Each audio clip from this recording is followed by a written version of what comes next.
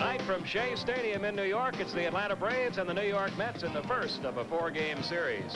Hi, everybody, along with Don Sutton, Pete Van Weren, welcoming you to Shea Stadium. Braves coming off a disappointing homestand where they won only 3 out of 11 games. Now go on the road for a 4-game set with the New York Mets. And Don Sutton, the New York Mets have been on a surge the last 36 games. They've moved to within 2 games of first place in the East. The hitters getting a lot of the credit, deservedly so. They've hit .295 as a team over that stretch, but a couple of pitchers have also gotten red hot, and one of them goes against the Braves tonight. I think if you ask most people, they think offense is the more glamorous of the two, that is offense or pitching.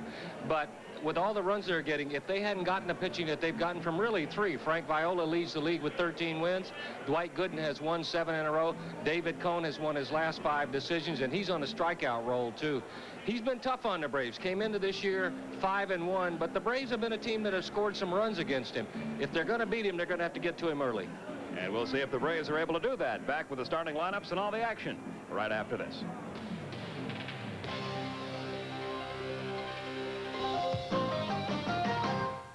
Set to go. Let's have a look at the Sears Die-Hard starting lineups. First for the visiting Braves, Lonnie Smith will lead off and play left field.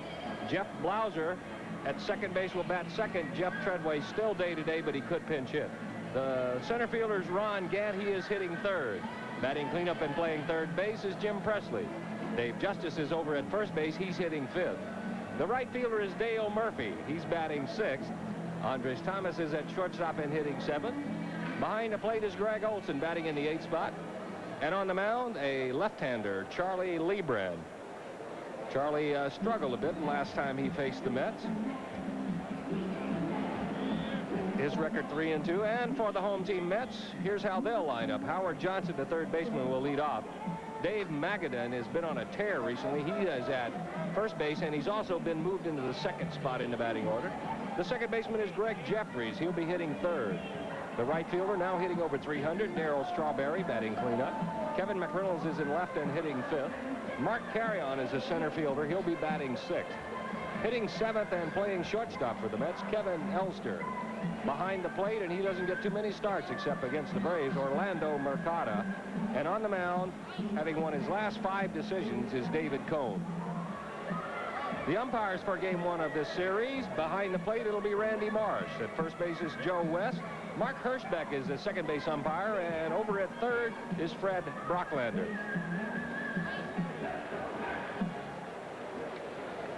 It is a hot, sultry night in New York and awfully still. It's going to be a good night for pitchers to get loose, but they might have trouble going 9. David Cone is on the mound, and here's how the Mets will line up behind him defensively. McReynolds, Carrion, and Strawberry will make up the outfield. The infield is Johnson, Elster, Jefferies, and Magadan. And catching Cone tonight will be Orlando Mercado. We're all set to go, and here to kick it off for you is Pete Van Weren. Okay, thank you, Don. You see David Cone, who is going for his 7th win of the season. He is 6-4, ERA a little bit high at 4.13, but much of that difficulty came early in the year. He's really been a hot pitcher of late, making his 15th start of the year. You see his numbers. Look at those strikeouts and walks. Only 28 walks and 106 strikeouts in 93-plus innings.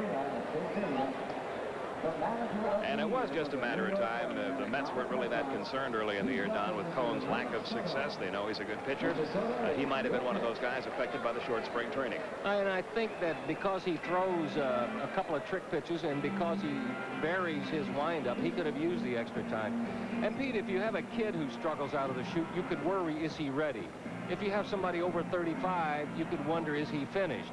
But when he's David Cone's age and when he's put the numbers up there that he has, you don't worry. You just try to remember what he did when he did it well and just know that time and talent will take care of it.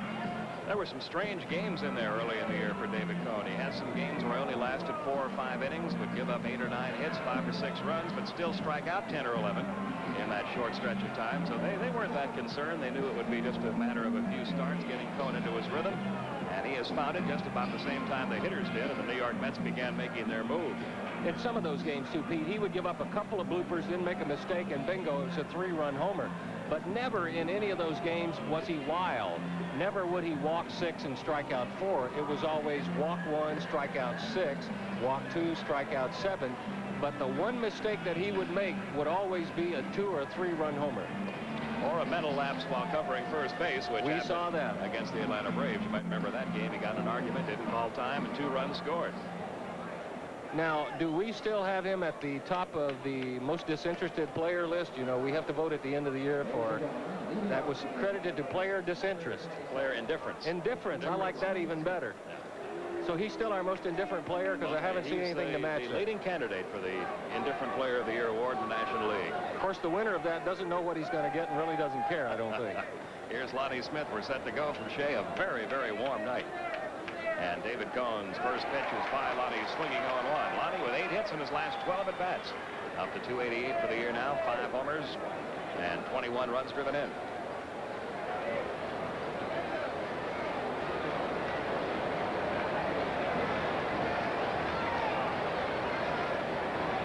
Here's the 1-strike delivery, and that just missed outside, 1-1. Jeff Blauser will follow, then Ron Gant. Mets just got off a long road trip. They won 6 and lost 6. Cooled off a little toward the end of the trip. Driven deep to right field, but Strawberry hasn't played right. Reaches up, makes the grab, 1 down.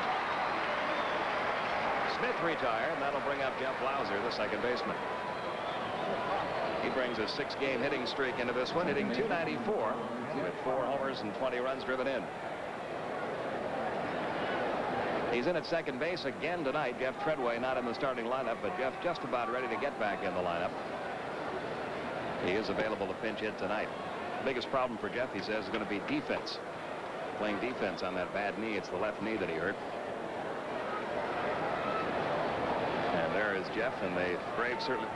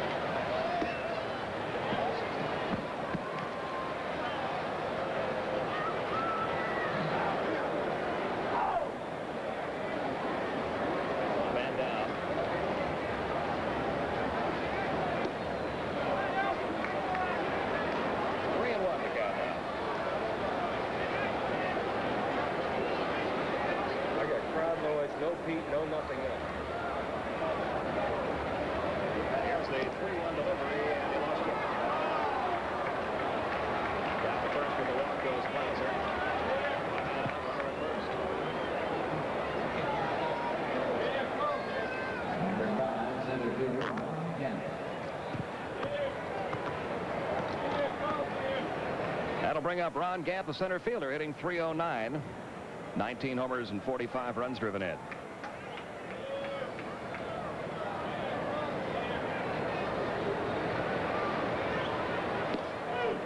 On the outside corner for a strike, 0-1.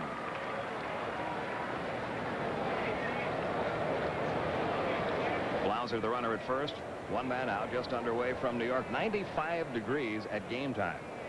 And a night like tonight would favor somebody who pitches like Charlie Leibrandt, a change of speeds pitcher who doesn't exert himself. For somebody who throws like David Cohn early in the ball game, advantage his because he'll be able to get loose and throw hard. But later on, unless you're in great shape and really strong, it'll take its toll about the 7th or 8th inning. Cohn ahead in the count, 0-1 on Gant.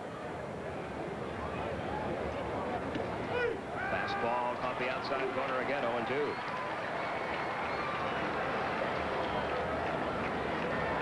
$19 homers for Ron Gant this year, matching his career high in the major leagues. He hit 19 his rookie year 2 years ago. He's on a pace, Don, to hit about 35 home runs, drive in 80, 85, 90 runs. Wouldn't surprise me to see that happen. Look out. That's the old-fashioned high, tight, hard one after getting ahead in the count, 0-2. Oh, yes, it's a purpose pitch. Ron Gant has been swinging well. It's just a reminder that the inside part of the plate is mine, and I can pitch inside as well as outside. And I'll tell you what that is. You can view it a number of ways from a hitter, but all it is a sign of respect. and maybe a little fear for what you've been doing with the bat. Here's the 1-2, and it's hit right back up the middle. That's the way to answer that high, hard one. Heading for third, Jeff Blauser. Braves will have runners at the corners with one down for Jim Presley. I don't think there's anything that embarrasses a pitcher more than that, or anything that makes a hitter feel better than to follow up a high, tight, under-the-chin pitch with a base hit right back up the middle. The only thing that's a better payback is to hit one out of the ballpark. And almost always, when a pitcher comes high and in on somebody, they're going to come back with something low and away. Cone came back low and away, and it wasn't even a strike. Gant showed him, I'm not going to be bailing out, and I'm not going to be backing out if you come inside. That's one of the big differences between him this year and last year, is that he really stays in on every pitch. Well, here's Jim Presley, who comes in at 276. He has 14 homers, 50 runs driven in. Up there with runners first and third, one down. Cone like to get a ground ball out of Presley. He chases Gant back.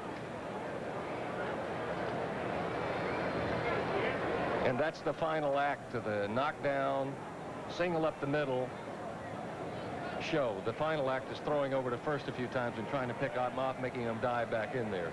Gant has 10 stolen bases this year in 19 tries.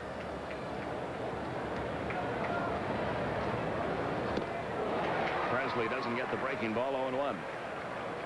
Braves are only 3-5 against the New York Mets this year. They've lost twice to the Mets in this ballpark. You'll recall on the last homestand, the Mets came in, took 3 out of 4.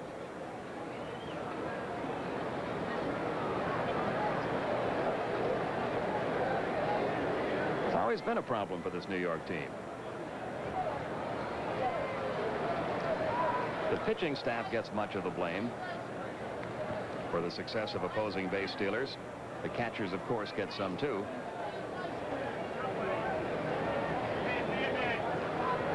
I think one of the reasons the Mets don't concern themselves as much as a lot of other organizations is that they're always loaded with strikeout pitchers. Again, the throw goes to first. Again, Gant gets back. Now, the natural question might be, well, what does that have to do with anything? Well, if you have a pitching staff that's going to average about 8 or 9 strikeouts a game per man, then they're not going to concern themselves as much as having a guy steal second as they are with the hitter, and they bear down and strike out the hitter. One man gone, runners at the corners. Gant is going. The pitch cut on miss. No throw down. Stolen base number 11 for Ron Gant. Orlando Mercado more concerned with keeping Blauser at third. So the count is 0-2 on Presley now with runners second and third. Gant had a good jump.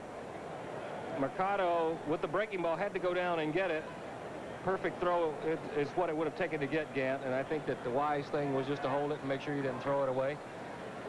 As it is, with a strikeout pitcher on the mound, he still has a chance to get out of it. He's got Presley in an 0-2 hole here.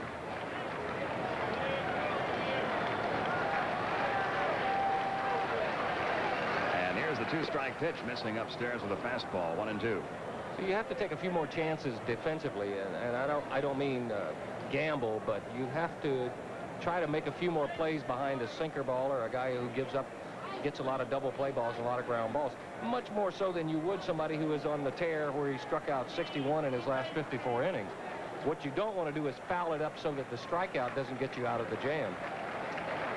Ready now for the 1-2. He comes with that sidearm slider of his. He calls it his Laredo pitch, and he gets Jim Presley.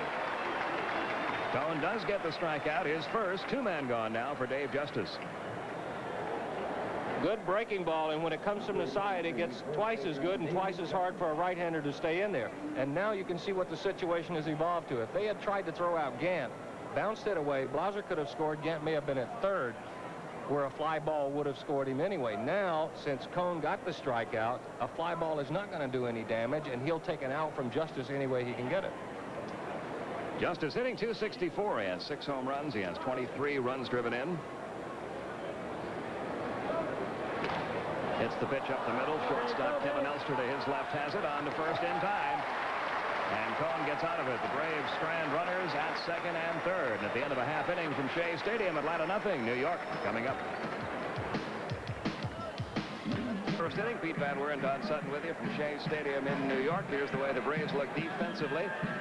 Outfield of Lonnie Smith in left, Ron Gant center, Dale Murphy in right. Around the infield, Presley at third. Thomas at short, Blauser at second, again tonight. Justice at first. The catcher is Greg Olson, and on the mound, left-hander Charlie Leibrandt, his 9th start. He is 3-2, earned run average 3.53. No record this year, 1-1 lifetime against the Mets.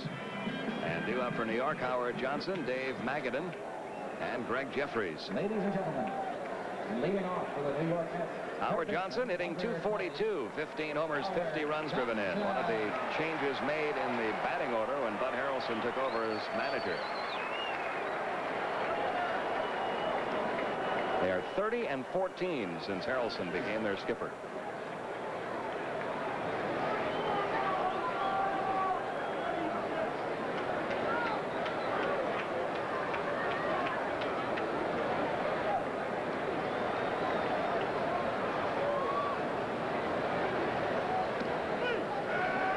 Strike 0-1 to Howard Johnson. Completely different style of pitcher now with Charlie Leibrandt than you've got with David Cohn down.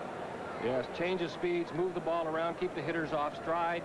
He needs all the defensive plays, and every now and then he needs you to bail him out with a great defensive play. One thing Charlie Leibrandt will not do is he will not beat himself. Now the 1-strike pitch on the way, trying to bunt his way out. Howard Johnson fouls it back 0-2. Charlie Leibrandt, when he first got off the disabled list, turned in some very impressive starts for Atlanta. But lately, he's been struggling just a little bit, and he's the first to tell you that. His last 4 starts have not been what he's wanted them to be. He's closing in on 100 major league victories. He's 95-81 now in his major league career. And the 0-2, same thing to Howard Johnson, except down and in, as Ron Gant got from David Cohn. Shows you don't have to throw the ball 92 or 3 miles an hour to pitch inside when you're ahead in the count. The message is the same. It might be delivered a little bit slower, but it's still there. 1 ball, 2 strikes. Eventually, the Pony Express got the mail through. Here's the 1-2. Ripped foul by Howard Johnson. Still 1-2 the count.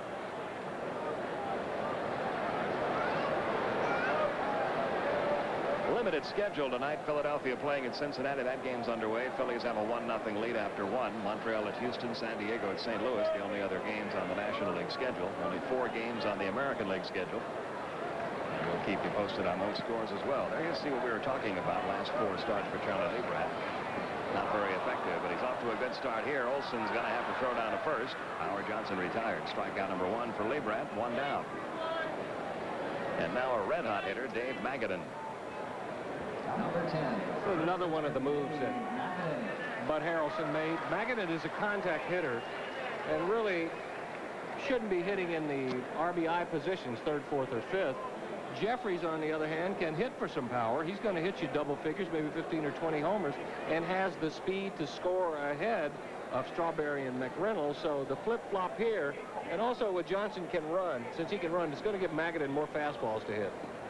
Magadan takes the first pitch, low, ball 1. He's hitting .353 overall for the year, but in his last 36 games, .381. He got in the lineup when Mike Marshall went down with a lower back injury. Got to play 4 or 5 games in a row and played so well, he's been kept in the starting lineup ever since. Marshall now on the disabled list.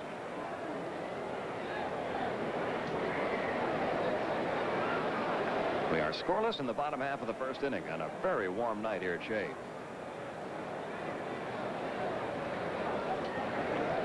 2-0 the count now on Magadan.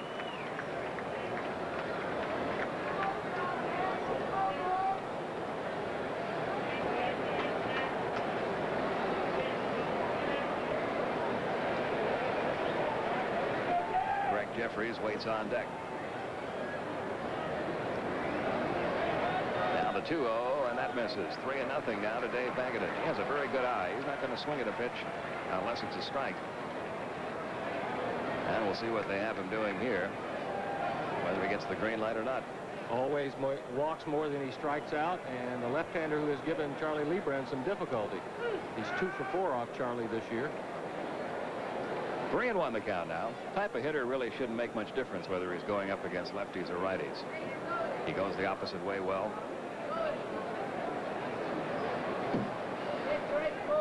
Here's the 3-1 delivery, and he draws a walk. He's at first. Magadan, the runner for Greg Jefferies. Jefferies beginning this year to live up to all of his advanced billing after being named the minor league player of the year 2 different times. Now hitting .296 on the season, 11 home runs, 37 runs driven in.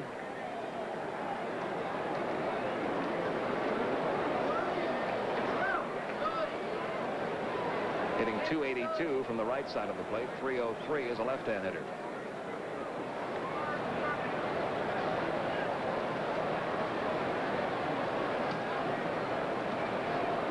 Squaring to bunt, he takes the pitch low, ball 1. Mets, as we mentioned, 2 games behind the Pirates. Their offense, which was carrying them for about a 25-game stretch, cooled off a little bit near the end of the road trip. They got shut out by Mike Scott in Houston yesterday. Down the left field line toward that corner on the run. Lonnie Smith can't get to it. Fair ball. Rattles around in the corner. Magadan is going to get the green light. Here's the relay throw from Andres Thomas. They won't get him, and all the way around to third goes Jefferies. It's 1-0 New York.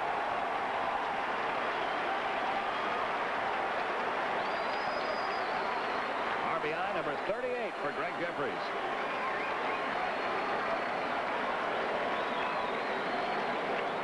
I think Charlie wanted to get the changeup away from him. He had set him up for it. You can see where Olsen is, but instead it comes down and in. Jefferies unusual from a right-hander standpoint. He likes the ball down more than he likes it up. And by the time Lonnie can corner it down there, Magadan scores easily. Jefferies on the throw goes to third. That'll bring up Darryl Strawberry. 301, 23 homers, 58 RBIs. The speculation has already begun, well, re-begun really, about Strawberry, where he'll be next year. Contract negotiations breaking down. And they won't resume until the end of the season. He is expected to declare himself a free agent. Mets will still make every effort to sign him. But he's been saying for a couple of years now that he would sort of like to go out west, out back toward Los Angeles, which is where he's from. It's going to be interesting to see. There's going to be some dollar signs put up on whatever team's able to sign him. And of course, both of the clubs, Jefferies at third, both of the clubs on the West Coast, or almost all of them, have the money to make the pitch to get him there. That breaking ball misses. 2-1, the count on Darryl Strawberry. His requests were very simple. He said, you read the numbers on Canseco's contract. Match there him. You are. And he is trying to put together his best year. Last 48 games, he's driven in 45 runs and hit 19 home runs.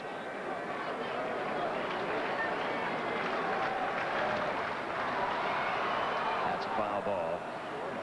And the count 2-2 now on Darryl Strawberry. The on-deck hitter, Kevin McReynolds. Mets have gotten on the board here in the first inning. It's 1-0.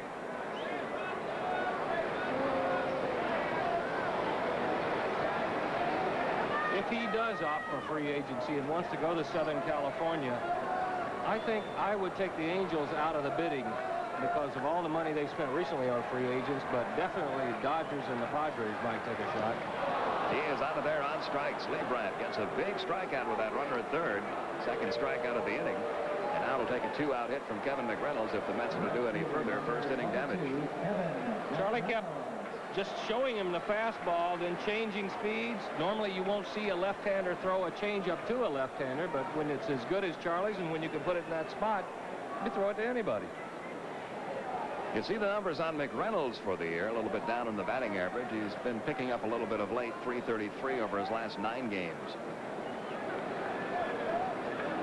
And he takes ball 1 from Charlie Leibrandt. Jefferies, the runner at third, with 2 down now, with 2 men out, the infield back all the way.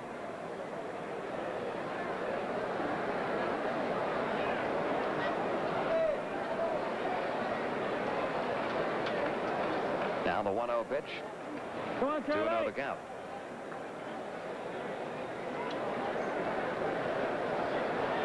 With the exception of Howard Johnson, Leibrandt's gotten behind in the count on each hitter.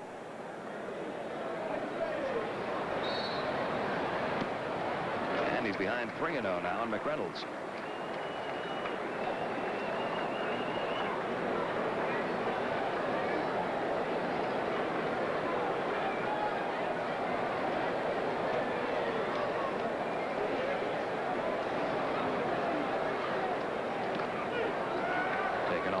for strike 3 and 1. First of a 4-game set here. We only televise this one. The Goodwill games get going here on TBS beginning tomorrow night. We won't be back with you with Braves TV until August 7th.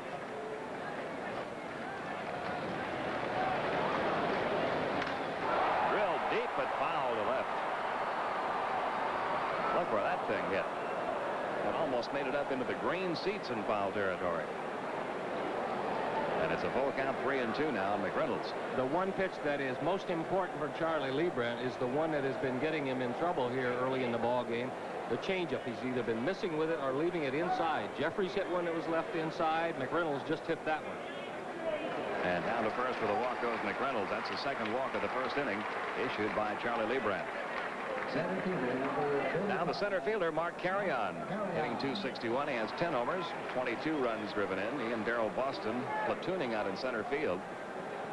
Between them, they've hit 17 homers, driven in 46 runs, and are hitting combined about .270. Charlie Leibrandt's control was impeccable in his first 7 starts. He only walked 8 in 7 starts. He has walked 6 in his last 7 innings. Including 2 here in the bottom of the first. Drill, that almost got the runner at third, Greg Jefferies.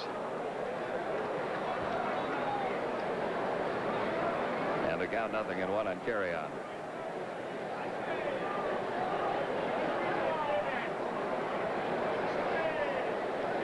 That's why you teach them at third to run in foul territory, not so they can hit shots at you, but so that if they hit you, you are in foul territory and you're not out.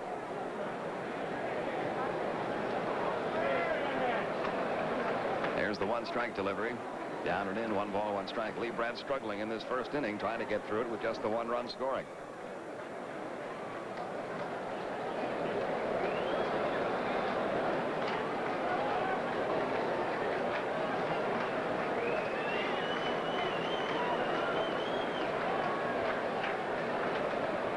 He's going to first, and back easily is Kevin McReynolds. McReynolds doesn't run that often, but he's a very intelligent base stealer. Picks his spots and is a very high percentage. He's 5 out of 7 this year. Fouled away. 1 ball, 2 strikes now to Mark Carrion. Old Timers weekend here in New York. The Mets will have their Old Timers game prior to the game Saturday night. Some of the names already beginning to drift into town. Bob Gibson is already here.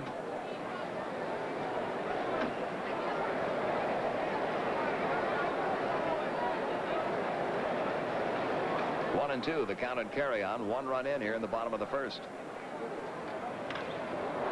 That might make it into the red seats in foul territory, and does. You see ground balls hooked into your third base dugout.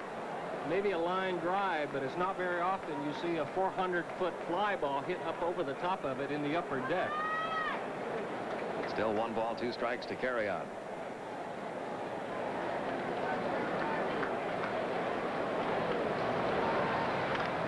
Trying to go the other way. It's a foul again into the seats.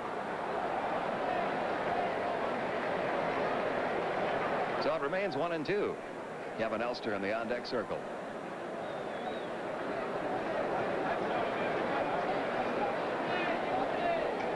Over at third, Greg Jefferies, who drove in the run. At first, Kevin McReynolds, who walked. 2 men out.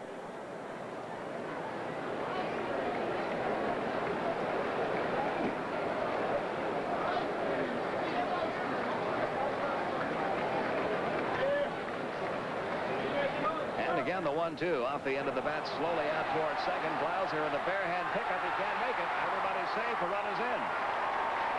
Blauser, trying to do the only thing he could to have a play at first, was unable to come up cleanly.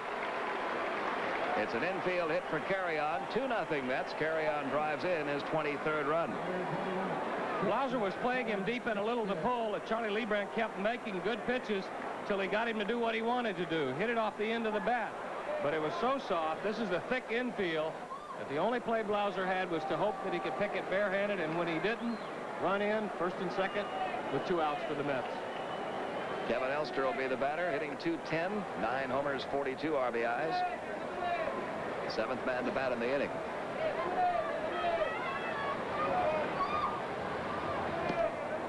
Ball one inside to Kevin Elster.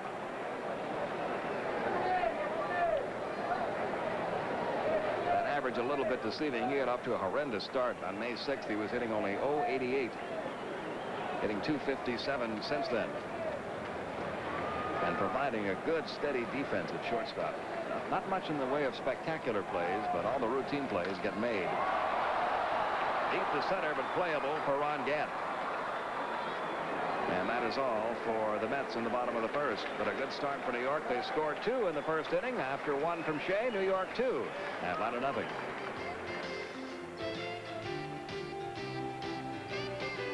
Broadcast is authorized under broadcasting rights granted by the Atlanta National League Baseball Club and is intended solely for the entertainment of our audience.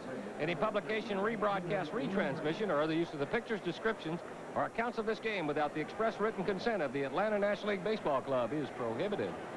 Braves in a 2-0 hole against David Cohn. We go to the top half of the second inning. Dale Murphy, Andres Thomas, Greg Olson. Due up. Murphy at 225, 14 homers, 44 RBIs. Drills the first pitch into left field. That'll fall base hit. Hit number 2 for Atlanta off of Cohn. Shortstop number 14, Andres Thomas.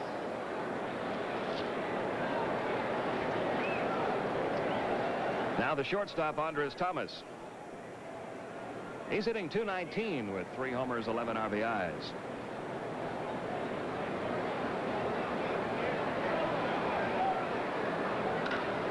Right to the shortstop. Elster could be 2 to second 1. Jefferies turns it 6-4-3 on the double play.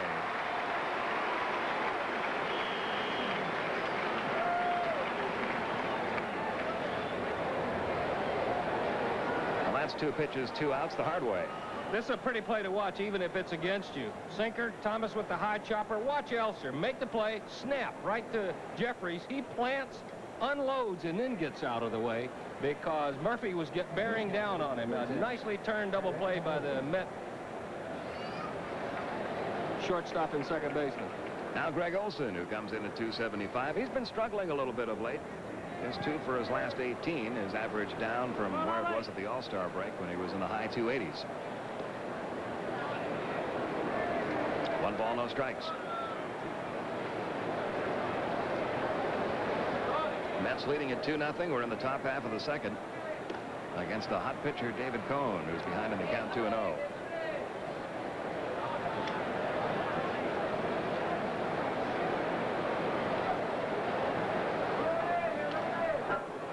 Two and 1 the count. The Braves doing just what they did not want to do, Don, coming out of the All-Star break. The hope was that the break would give everybody a chance to redefine what they wanted to do the rest of the way and maybe get off to a good start. But Atlanta just 2-5 now since the break.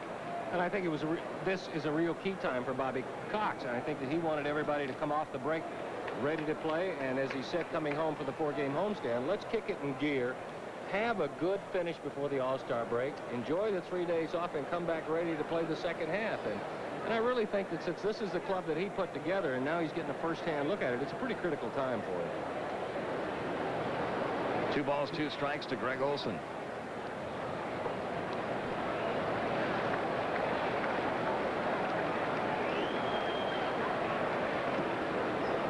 That fills it 3-2. And I mean critical in the sense that this is his baby. He put this together, and I think now he's down in Ulcer territory down there where he is right there hands-on, seeing it all happen right in front of him. There's the payoff pitch to Olson. Little fly ball out to center field. Carry-on should handle this one. And does. That's all for Atlanta in the second. They got a base hit, but the runner was erased on a 6-4-3 double play. We go to the bottom half of inning 2. It's still 2-0 New York. Let's take a look at our B.F. Goodrich standings in the National League. First in the West, Cincinnati, right where they've been the whole time. They continue to win, winning 7 out of their last 10. Over in the East, it's almost Pittsburgh and the Mets. Montreal with an outside shot. Montreal has lost 3 in a row. Philadelphia fading. Chicago and St. Louis bringing up the rear. Catcher Orlando Mercado leads off here in the bottom half of inning 2 against Charlie Leibrandt. 2-0 New York leads it. And Mercado gets the Mets off to a good start in inning 2 as he loops a single into left. He had to reach for that pitch. Got just enough to drop it in front of Lonnie Smith. Hit number 3 off Leibrandt. It looks like the Mets are going up to the plate, Pete, conceding the fastball to Charlie Leibrandt.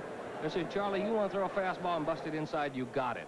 But if you throw off speed, we're going to be on it, because most of the hits that they've gotten have come off their changeup, and only 1 or 2 guys have really had great hard cuts at it, but they've been hitting it hard enough to get the job done. As you can see, David Cohn, a good hitting pitcher, but he'll probably be called on to bunt here. We'll see. The Braves think so. Presley camped in on the grass at third and charging. Cohn squares, gets the bunt down the first base side. Justice looked toward second. He might have had a play down there, but elected to go the safe route on to Blauser. And the 3-4 sacrifice gets Mercado down to second base.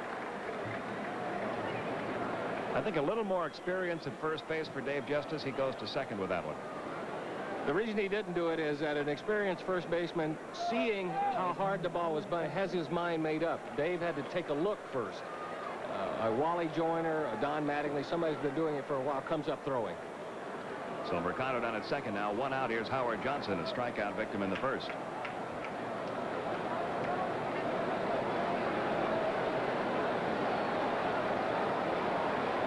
Good crowd here at Shea tonight. We're expecting big crowds all 4 games of this series. New York baseball fans really behind the Mets. The Yankees struggling a little bit. Have lost some fans to the Mets.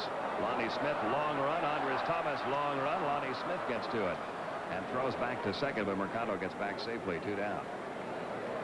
It's the one danger that Lonnie Smith has by playing as deep as he does, Don. Yeah, he has a long way to go. And tonight, Pete, you can see the white shirts. It's still a little twilight here. The lights haven't taken full effect. That was a good play twice, because first of all, he had to make the long run to get it, and second, he had to pick it up in the haze and keep his eye on it. So that was a good play. Had a lot of outfielders tell me that this ballpark gives them a little more trouble than some of the others because of the number of tiers. It's such a high ballpark. What do they have? 1, 2, 3, 4, 5 levels here. And with the summertime, you see a lot of light shirts, and it's usually this time of the year you're well into the middle of the ball game before you can be able just to pick it up with the artificial lighting that's here. 2 down. Mercado at second. The batter will be Dave Magadan. He walked in the first inning, came around to score, and takes ball 1.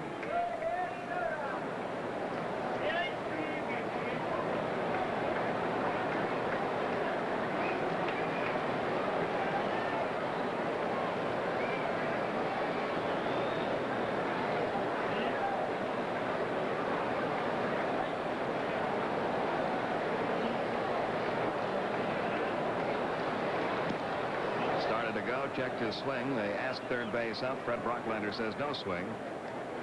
So it's 2-0 now on Dave Magadan.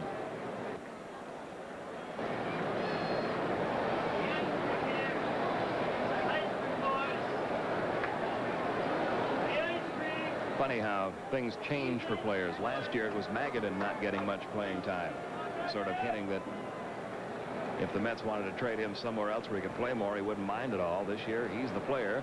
Mike Marshall is the unhappy one. And Keith Hernandez, the Mets letting him travel made that possible. Deep to right, but Murphy's there, and that's all for New York in the second. So the leadoff single doesn't hurt. No runs, 1 hit and 1 left after 2. Still 2-0 Mets.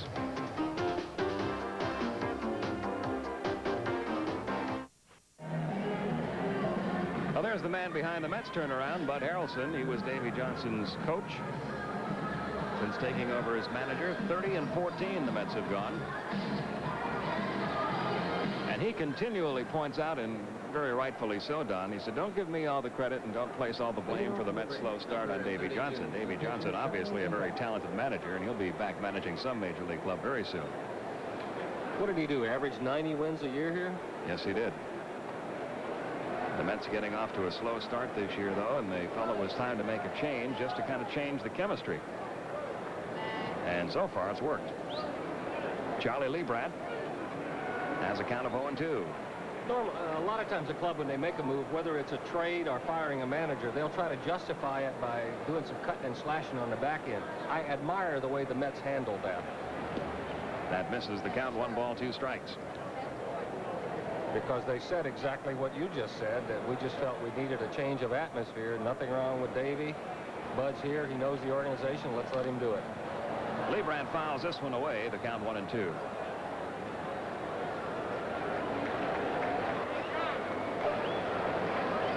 If 1 year ago you had even mentioned that by the All-Star break, Davey Johnson would no longer be managing the Mets, Whitey Herzog would no longer be managing the Cardinals, you would be committed. You would have been. Strike 3 to Charlie Leibrandt. Second strikeout for Cone. 1 down in the 3rd. There you see what the Mets have done since the 31st of May. They have outplayed the Pirates to get back into the race. They were down 8 on that day. Here's Lonnie Smith. He flied to right. His first time up.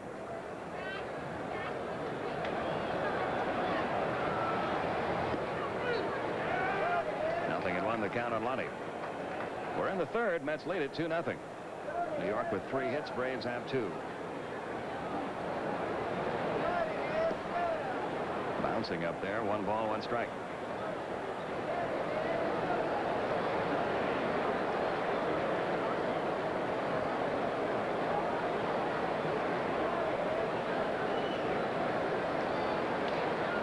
Good cut, but fouled back. 1-2. Last night, the Braves faced a pitcher named Jose De Jesus of the Phillies, who Philadelphia got from Kansas City. Tonight, they face David Cone, who New York got from Kansas City, and pitching for Atlanta, Charlie Leibrandt, who the Braves got from Kansas City. Kansas City has unloaded one heck of a pitching staff. Here's the 1-2. Missing 2-2.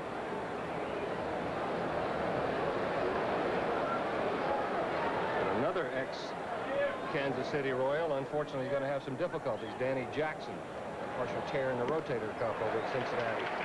That's the 3rd strikeout of the game for David Cone. 2 down here in the top of the 3rd.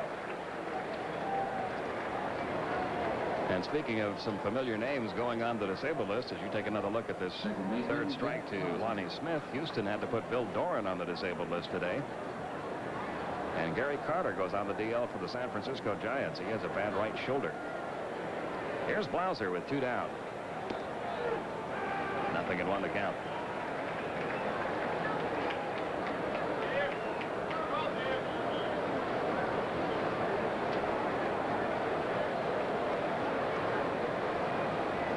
You pitch a lot of ball games in this ballpark, Don. Good pitchers park, good hitters park. I've heard more hitters than pitchers say they like it.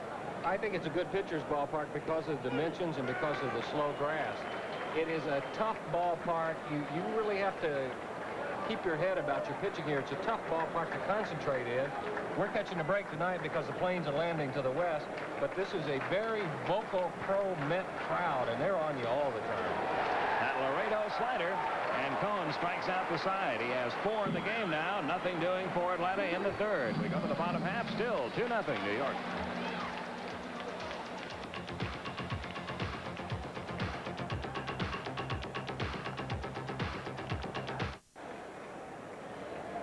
There's your score as we go to the bottom half of the 3rd. Greg Jefferies will lead off. He doubled in New York's first run back in the 1st inning. Took 3rd on the throw home. And later scored a run of his own. He takes a strike from Leibrandt. 0-1.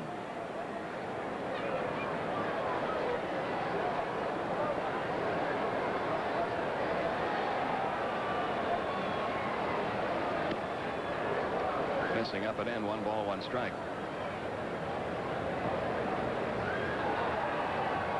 With the Mets and the Braves getting together, you have the 2 teams in the National League that are ranked 1-2 in home runs. The Mets have hit 111 homers this year. The Braves second with 96 home runs.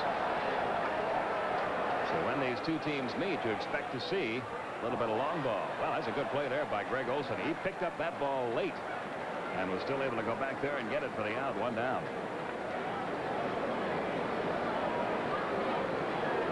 You recall, as we mentioned earlier, it is a tough time of the night to pick the ball up. It's hazy here, a little bit of a twilight, and Greg did not see it. Last split second ran back, and as close as you can get to that padding without hitting it, catches it cleanly. Umpire Randy Marsh all the way back to make sure he didn't trap it. Now Strawberry has struck out his first time.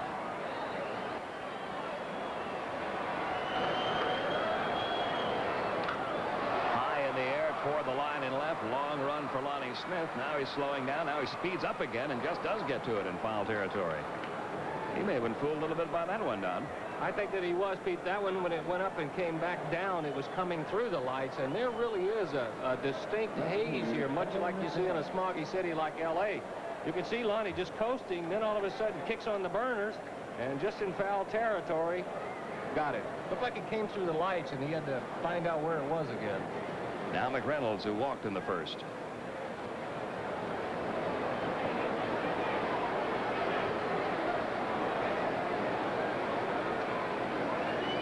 Ball one, the count to Kevin McReynolds.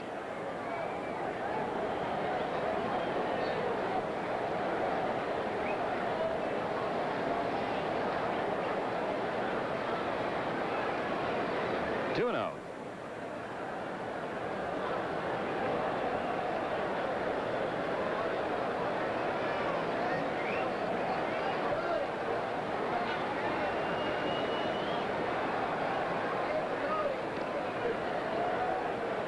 Two balls, one strike. The Mets were in Atlanta recently, and Joe McIlvaine made what I thought was a very good comment about this New York Mets team.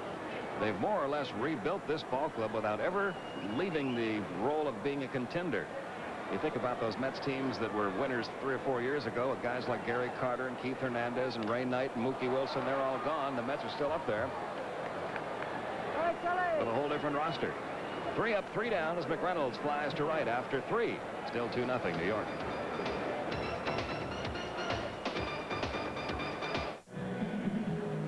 It is 2-0 New York. The Mets with 3 hits. The Braves with 2 are going to the 4th inning. Ron Gant will lead it off against David Cone. To tell you all about it, here's Don. All right, Pete, thank you very much. Ron Gant singled in the first, stole second. And the point you made about the Mets rebuilding, I think, is a very good one, and I kind of like us to pursue that a little bit here. Cone's first pitch to Gant to right center field. It's going to be a single, maybe more. Gant rounding first. He's headed for 2 and strolls in with a first pitch leadoff double. Gant's 2 for 2 on the night. That'll bring up the Presley as the tying run. His 20th double of the year, and Ron Gant finding out this year there are a lot of base hits out in right and right center field. He has been going that way steadily all season long. If they pitch him outside, he doesn't try to pull that pitch. He's cut down his strikeouts and added to his batting average both. I think that the added confidence that he can handle anybody's pitch inside has freed him up to take some shots out there, because he knows he's not going to be intimidated inside, so he can be more aware out there, and he kills everybody that's come in on him. Presley, strikeout victim his first time up. Jim is hitting 17 of his last 25. Looks at the breaking ball inside. 1 ball and no strikes. The Mets got both of their runs in the first. Braves have been held scoreless, and until Gant's double, David Cone had faced 8 hitters and gotten 8 outs.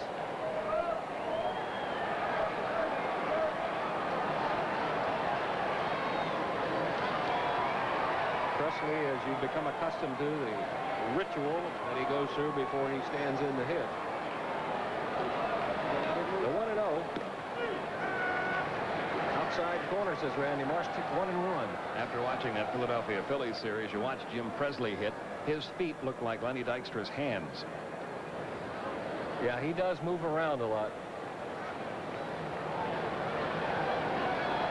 He went to the Arthur Murray School of Batting.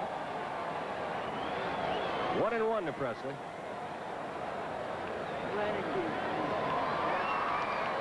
Doesn't get the breaking ball. 1 ball, 2 strikes. The way you can rebuild, Pete, to continue the thought and continue to contend, is not to let your ball club grow old together. Not to let them grow old at the same time, but bring in a Jefferies, 1 player, a Cone, 1 pitcher. Now let Magadan sit for a year and learn and bring him in, so you never have to rebuild a whole ball club at one time. Those are the ones that struggle, because you hear them committing to 3-, 4-, and 5-year programs rather than injecting a little youth every year, and the Mets do a good job of that. 1-2 to Presley. Sidearm fastball this time. 1 hop to Elster, to Magadan, and Presley's gone.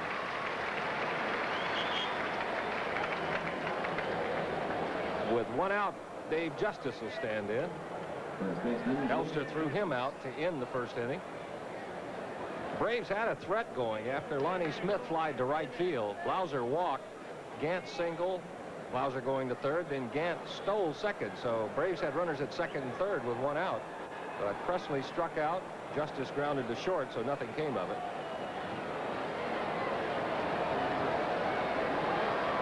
Gant at second.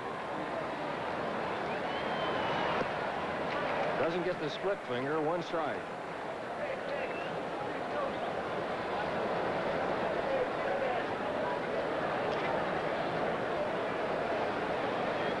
Has 4 strikeouts going into the 4th inning. He has struck out 10 or more in his last 3 games. Same spot, 1-1.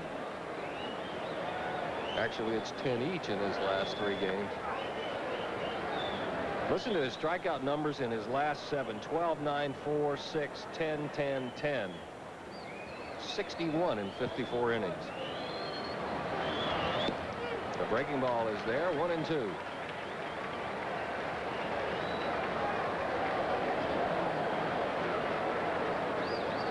Dave, like so many major leaguers, have found a way to make his numbers count for charity here in the New York area.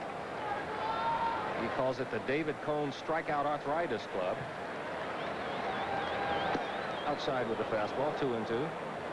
For each strikeout he records, he and fans donate money to the Arthritis Foundation.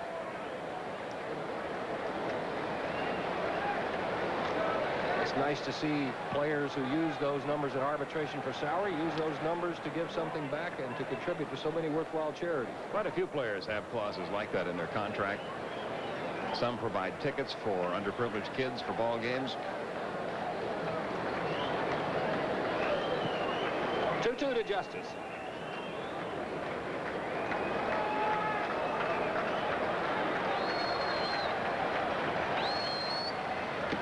Chases the high fastball. He's gone. That's strikeout number 5 for David Cone.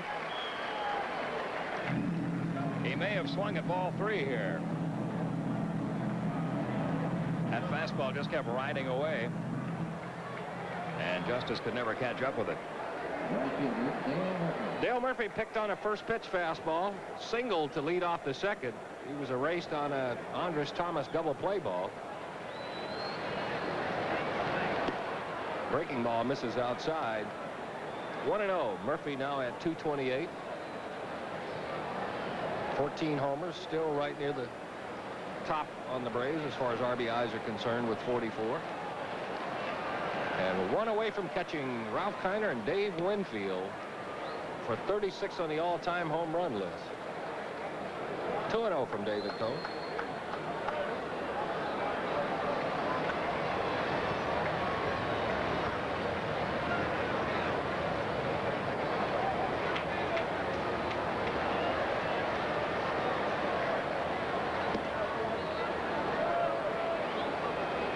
Thought he had strike 1, but it's 3 balls and no strikes. Ralph Kiner pointing out how many good power hitters have come along since he quit playing, mentioning that when he retired from baseball, he couldn't remember exactly which, but either 11th or 12th on the all-time list in homers, and now he's 36th.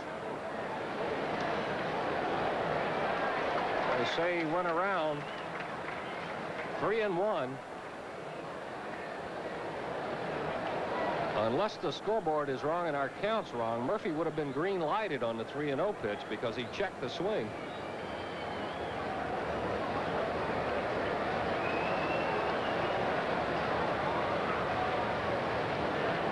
Mercado's going to go out and talk to Cone with a runner at second. I'm sure you're aware pitcher and catcher go to a combination set of signs. That is, not just one's fastball, two's a curve, three's a slider, so that the runner at second can't steal those and relay them to the hitter. Everybody would like to hit knowing what's coming. Braves trail it by 2.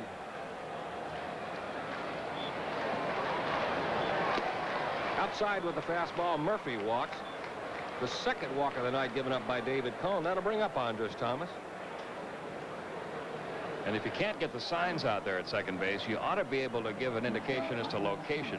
And for that reason, you'll see a catcher like Mercado. I noticed on that last pitch, he kind of rocked back and forth, not really tipping off where he wanted that pitch until he was ready to deliver. A lot of catchers will use in that combination of signs. If you see the little finger in the last sign, it's away from a right-hander. If you see the index finger, it's inside. Breaking ball, it was away. Andres chases, doesn't get it. 1 strike.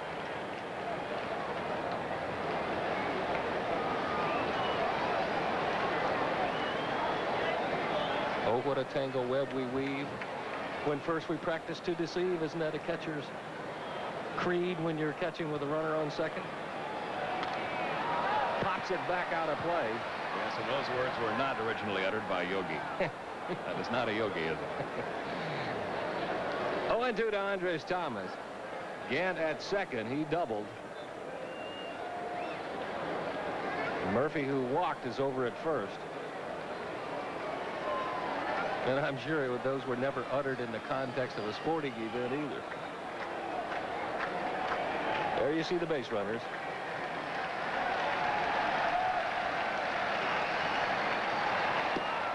Now Laredo gets him. Thomas is gone. Strikeout number 6 for David Cone. Braves get a pair of base runners. They leave 2 stranded. At the end of 3.5, Mets still lead it 2-0.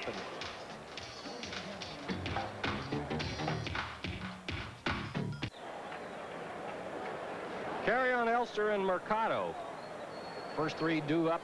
Mets half of the 4th inning. 2 runs, 3 hits, no errors for the Mets. 0-3-0 for the Braves. Ball 1 downstairs.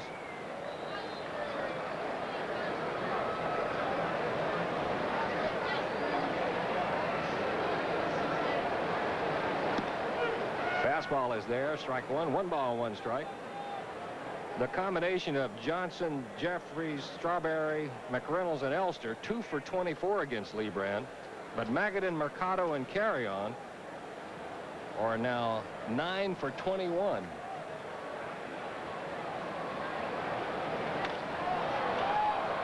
Back a short, shallow in the left. Lonnie is in. Andres is back. It'll be Lonnie. So Carrion pops to Lonnie Smith. And you can tell he's still having a little bit of a difficult time picking the ball up. Shouldn't last much longer, though. It's starting to darken up here now, and we should get a little bit easier conditions for the outfielders in another half inning or so. Braves fan Andres Santa here on a business trip from Pembroke Pines, Florida, wants Mark and the family to know she is at the ball game, but she is still working.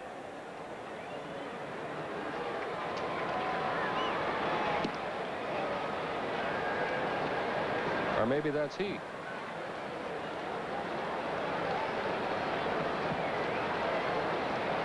One ball, no strikes.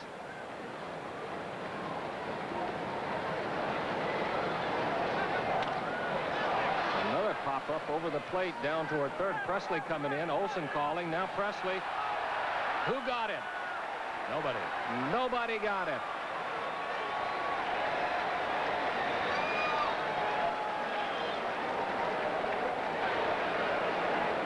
You could see that one coming.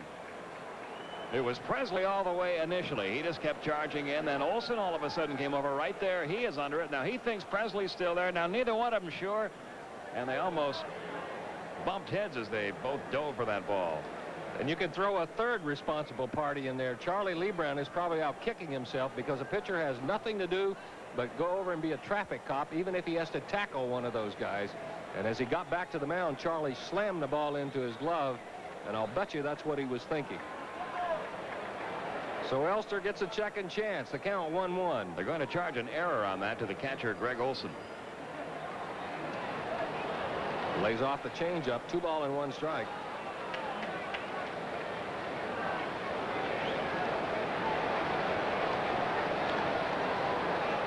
So now, if he gets a base hit, and the next 2 guys make outs, and then somebody hits a homer, or next guy makes it out, somebody hits a homer, that doesn't count as an earned run? No, if he hits a home run here, it wouldn't be an earned run.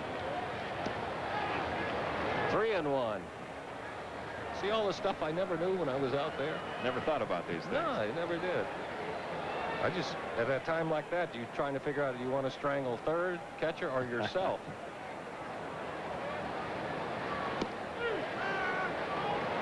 The outside corner, 3-2 to Elster. Elster came into the night really slumping. He was 2 for his last 22.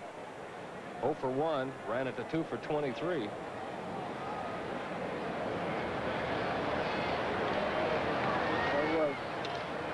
On the ground to Presley. He'll get a second chance. To Justice, and Elster's gone.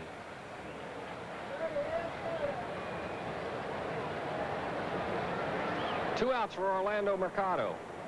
The catcher, Orlando Mercado. He singled his first at bat.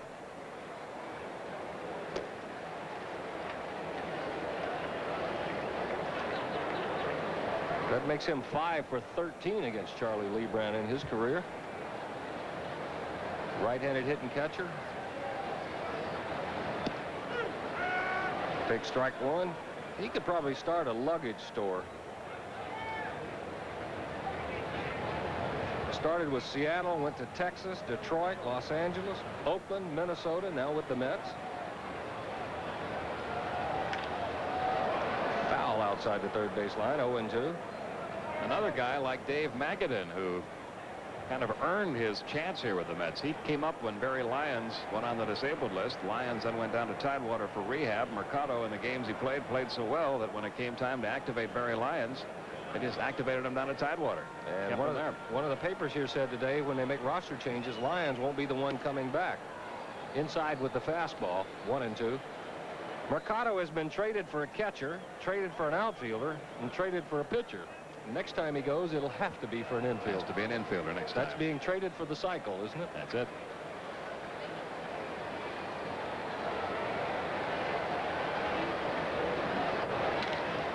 To right field, Murphy over and makes the catch. Nice running catch by Murphy.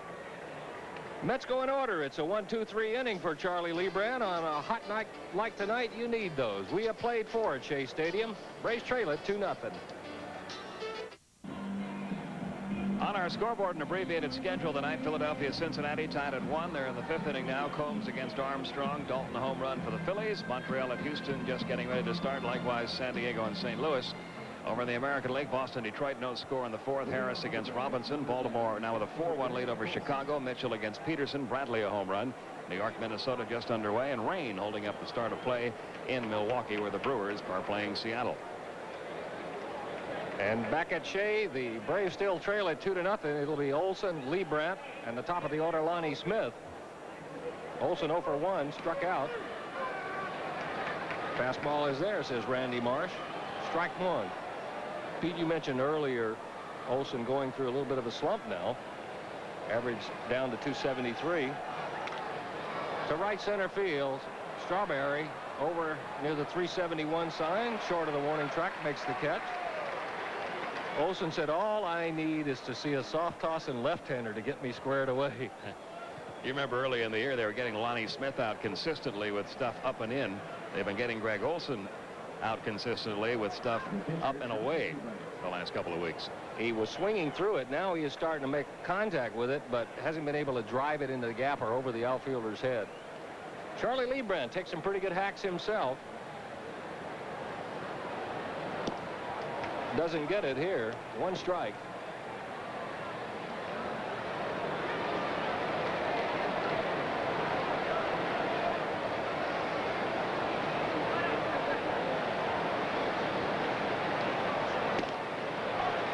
Same pitch, same result. 0-2. Charlie second on the pitching staff to John Smoltz with 5 hits. John has 6.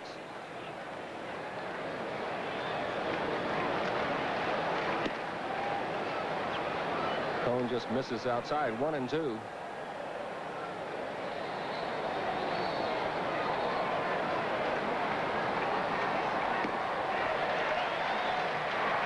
Leibrandt's gone for the second time. That's 7 for David Cone. That'll bring up Lonnie Smith. Lonnie has flied to right, struck out, 0 for 2.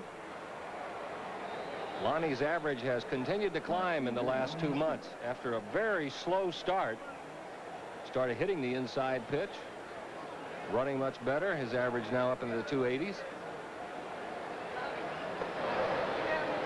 And you can just see David Cone getting into a groove. Last couple of innings, you've been able to see it. The breaking ball. 1 ball, 1 strike. And that's a good indication right there. 1 ball, missing with the fastball for a ball. Confident enough to come back with a breaking ball and in a good spot.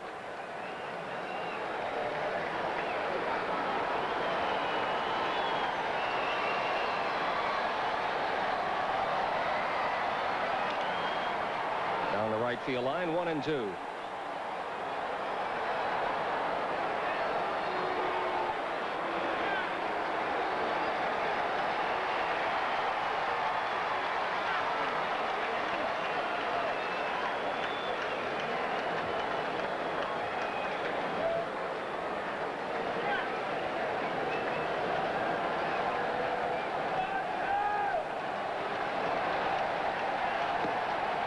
The Laredo fastball, 2-2.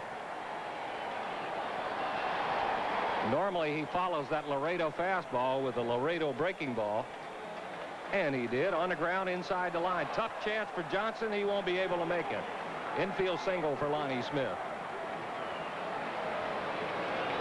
And a good decision there by Howard Johnson. Every once in a while you'll see a third baseman try to make a miraculous play out of it. Getting his glove on the ball keeps it at a single instead of getting down the line for extra bases. But every now and then you'll see a third baseman still try to go ahead and throw a man out when he has no chance to do it, and more times than not you see a ball like that thrown away and the runner lines up at second or even third. Smith at first, Blauser up. Blauser walked and struck out. He is 0 for 1. Stone just misses, ball 1 outside. Blauser's average at .293. 4 homers, 20 RBIs. Mets got both of their runs in the first inning. Charlie Leibrandt has settled down and held them to 2 hits and no runs since then. 1-1.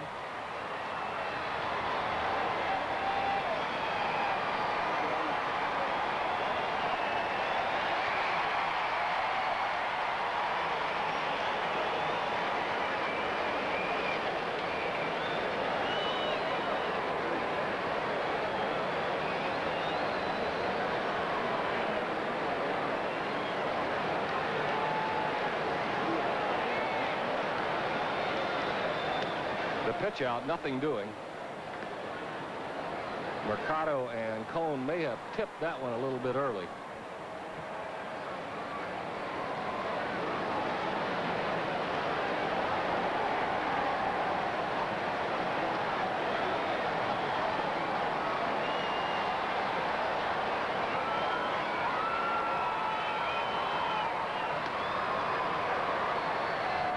Lonnie back standing up.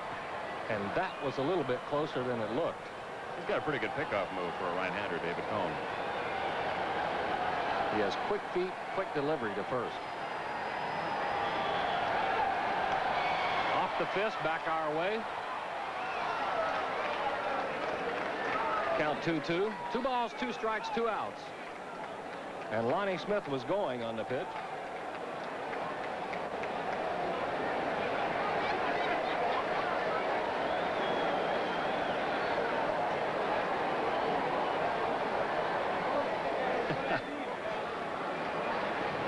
It's only supposed to be 60 or 90 feet away, Lonnie, not 93. I think his speed's gotten better because he got to that bag quicker than he thought he was going to. 2-2 to Blauser. He strikes out. Blauser's gone. Strikeout number 8 for David Cone. Braves trail at 2-0. But before we go to break, baseball lost a great man with the death of Merritt Willie out on the West Coast. And a brilliant marketing man and a friend of all of us in broadcasting. To those of us who had the chance to know him and to be his friends, we were very fortunate. So we want to send our prayers to his whole family, to his wife Evelyn, and our condolences to all of us who counted him as a friend. We're all going to miss him. We'll be right back. Cone leads off the 5th for the Mets, who lead at 2-0. There's no official at bat. He's sacrificed in the 2nd. Skip Carey, Don Sutton with you here from Shea Stadium in New York. Downstairs, 2-0. Cone has not only been a good hitting pitcher, but 5-0 with a decision in his last starts. He's been doing it from both ways. Upstairs, Charlie Leibrandt has fallen behind 3-0 to the pitcher. You don't want to start the fifth by walking the pitcher.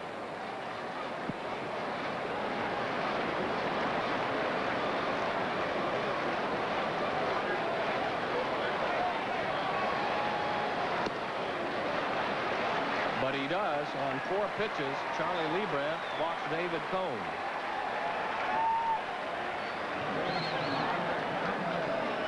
That'll bring up Howard Johnson. Bobby Cox was trying to get somebody's attention on the infield. I don't think they're expecting Howard Johnson to bunt. No, I wouldn't think so either. Boy, normally you walk the pitcher in a close game. It's death. Well, you walk anybody leading off an inning and it hurts somehow. But you walk the pitcher leading off an inning, always finds a way to haunt you. Let's hope it's not the case here.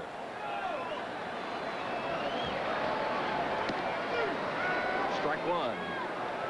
Johnson 0 for 2. Struck out, fly to left.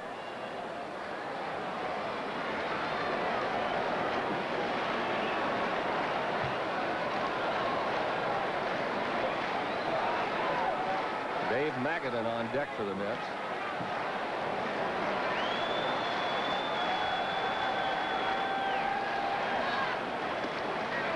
Outside, ball 1. 1 ball, 1 strike.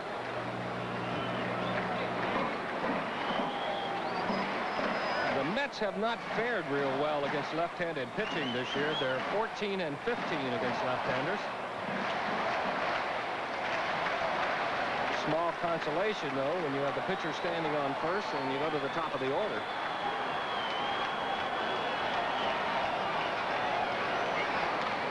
On the ground to short. Chance for 2. Thomas will take it himself. And Andres Thomas to David Justice. So the walk to David Cone is erased.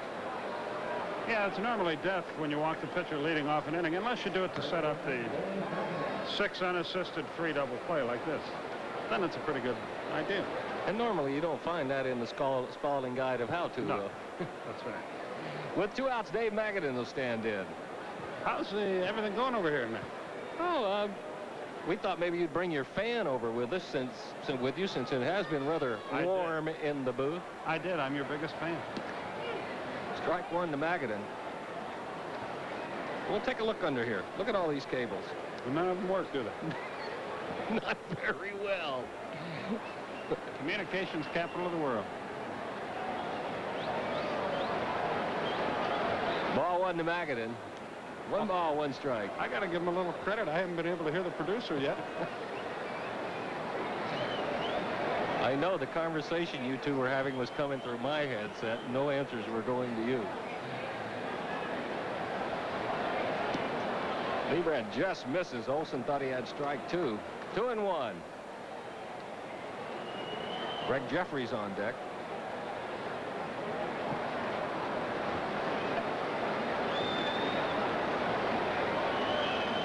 Magadan 2 for 5 with a couple of walks. Lifetime against Leibrandt. Ball 3. Out of the Tampa, Florida area. Went to the University of Alabama. I'm sure he has a number of friends and family that check him out when the Mets play the Braves.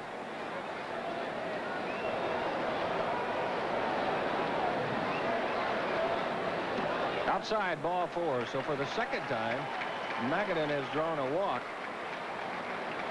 The 4th issued by Charlie Leibrandt. And this is really a change for Leibrandt, walking a lot of people. That's 10 now in his last 17 innings.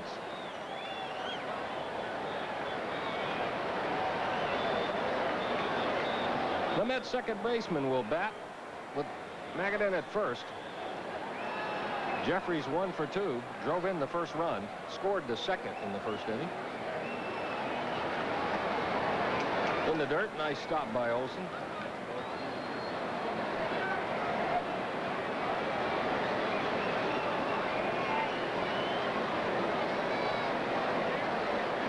Jefferies out of the San Francisco Bay Area, born in Burlingame, now makes his home out in Millbrae.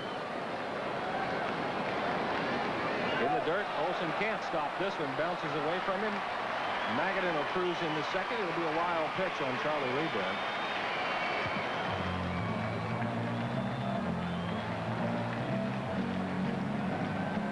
And this is a wild pitch. Look how far in front of the plate. In fact, with a slower runner, if Leibrandt's able to pounce on that ball right away, he might have gotten a very unusual 1-3 attempting to steal. That's one I haven't seen. So Magadan's at second. 2-0 to Jefferies. Strawberry on deck.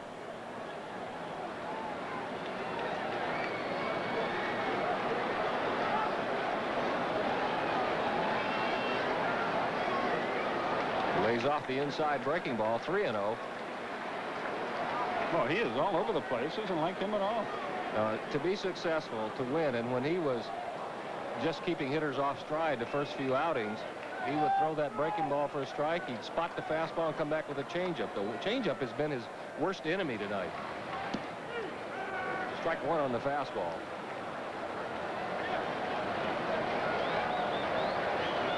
Cincinnati batting in the bottom of the fifth. The Phillies lead them 3-1.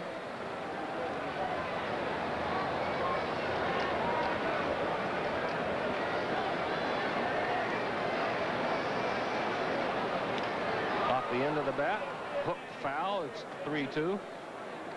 Jefferies is the guy who has the really interesting, I think, workout regime in the off-season where he stands in a swimming pool with the water up to his chest and swings the bat underwater 100 times right-handed, 100 times left-handed to increase his bat speed.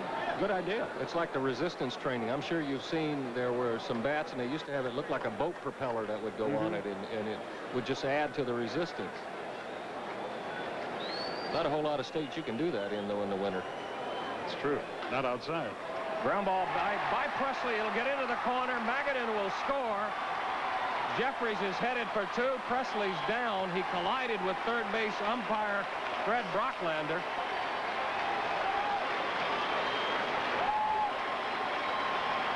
So Jefferies has a double. Mets lead at 3-0.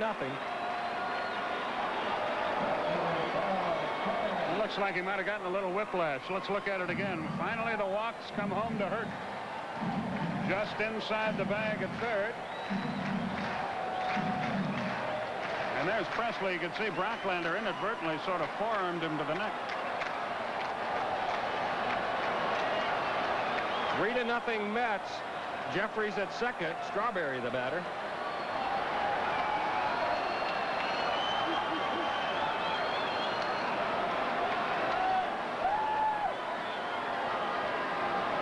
Still no activity in the Braves bullpen.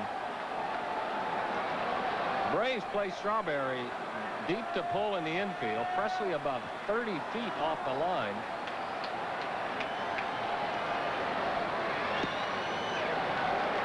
Leibrandt just misses. 1-0.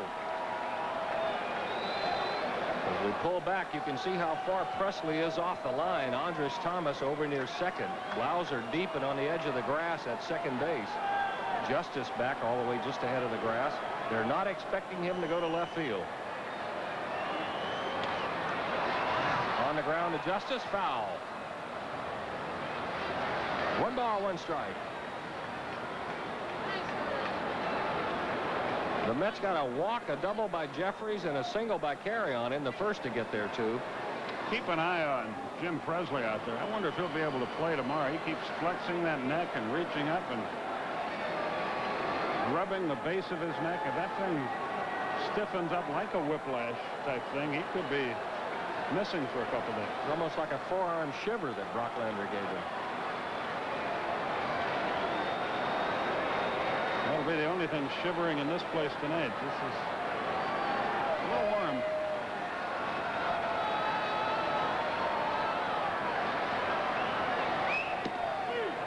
Inside corner, call strike 2. 1 ball, 2 strikes.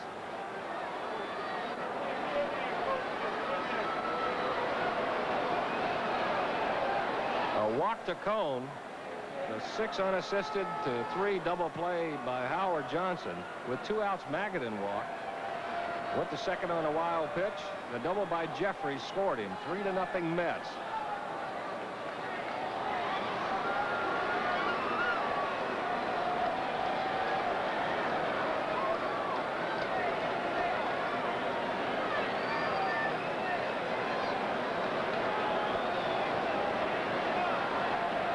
Somebody in concessions here. Olson's going to go out to the mound. Got fooled today because after we got here, I was walking over the offices to pick up a couple of press guides, and one of the guys in concessions, I asked him, I said, how many do you expect? He said, well, what's tonight, Thursday night? He said, maybe 28, 30,000. I hope they didn't buy for just 28 or 30. We'll have near riots here if that's the case, because it's very close to a sellout. The pace has slowed down somewhat.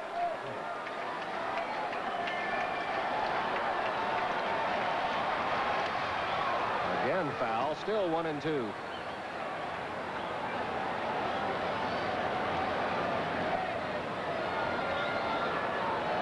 Look at all the cameras down that first baseline.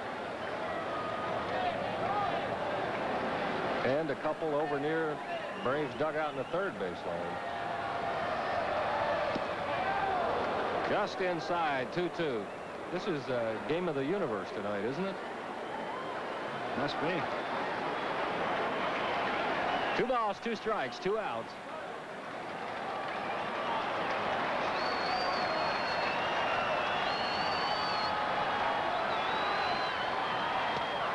Line to Thomas. He takes it, and the Mets are gone. But not before they get a run on a walk and a double to Jefferies. He's left stranded. We have played 5 in New York. Braves trail at 3-0. Braves need 3 to get even. Presley's scheduled to hit second. You can see Dave Pursley working with him there, and apparently he banged that neck pretty bad. Gant will lead it off. Presley on deck. Gant a perfect night, 2 for 2.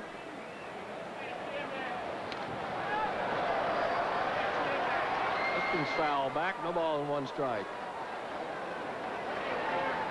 Gant had probably what's every hitter's dream at bat in the first inning. That is, if you've been knocked down 0-2. He took a low outside pitch. It wasn't even a strike. Single right past David Cone. A little giddy even after the brush back. Fouls this one away. Still, it's 0-2. The other good thing about that for Gant is that gets around the pitchers union. You knock it. Again outside in the dirt, 2-2. But I just got to look at the names of the Russian players in the Goodwill Game Baseball. How are we doing? You're going to do a lot of talking, baby. You mean there's no Fred Smith? No. No Lee Johnson? Not even a Gorbachev. There's one Petrov, though. I hope he does a lot. 2-2. To right at Elster. Gant got the high fastball, but hit it right on the end of the bat. 1 out for Jim Presley.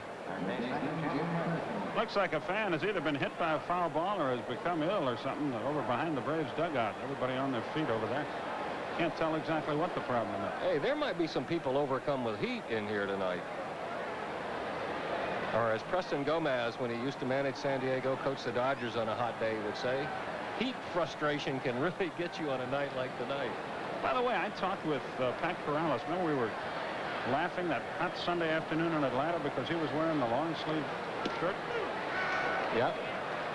I asked him about it. He said, although as I look down, he's not wearing it tonight, but he said it really makes you feel cooler because you perspire.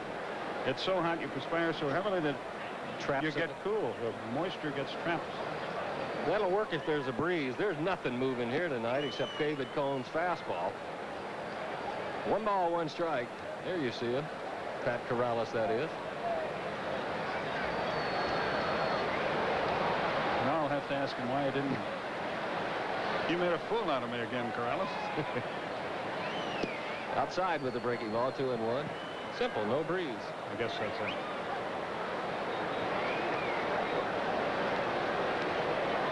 Dave Justice on deck.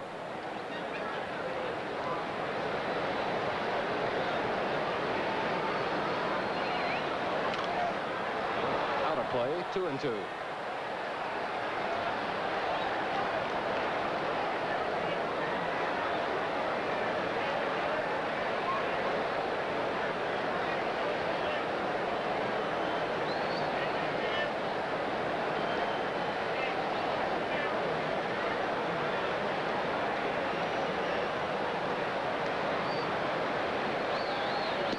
Sidearm breaking ball.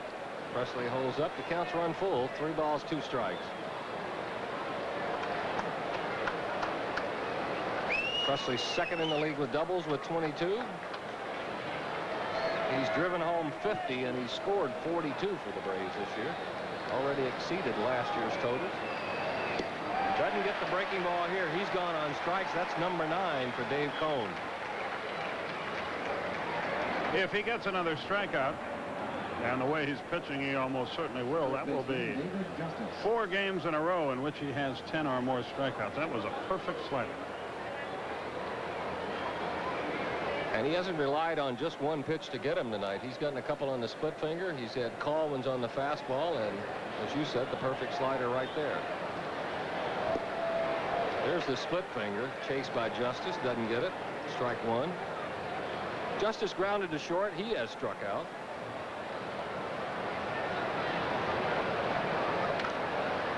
On the ground, just foul, says Joe West. 0-2.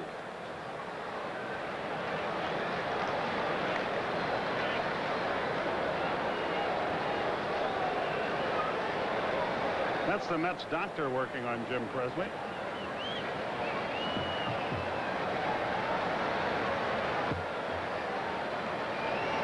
Are the Braves doctors here? In the dirt, 1-2. Joe Chandler, I think that's who, Dr. Chandler there.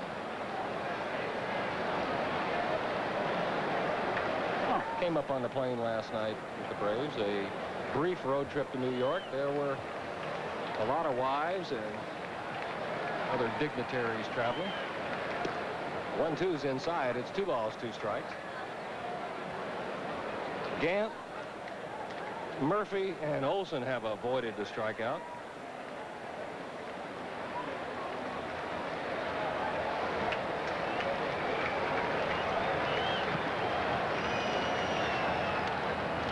Again fouled away. Justice staying alive. 2 balls, 2 strikes.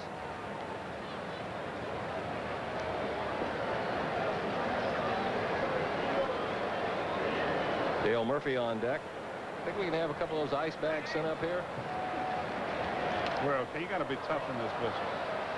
I'll be applying some ice as soon as the game's over. On your neck? Internally. Yeah, I'm in big trouble tonight, as usual.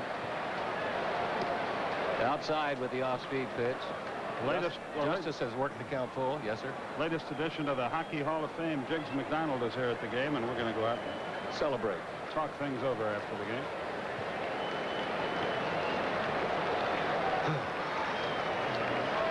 (3-2) to Justice. Justice having a good at bat, fouling away some tough pitches. The count remains 3-2.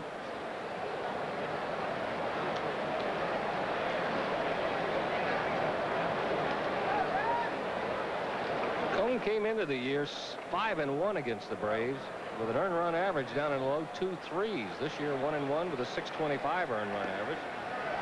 Justice lays off the breaking ball. He walks. The 3rd walk given up by Cone.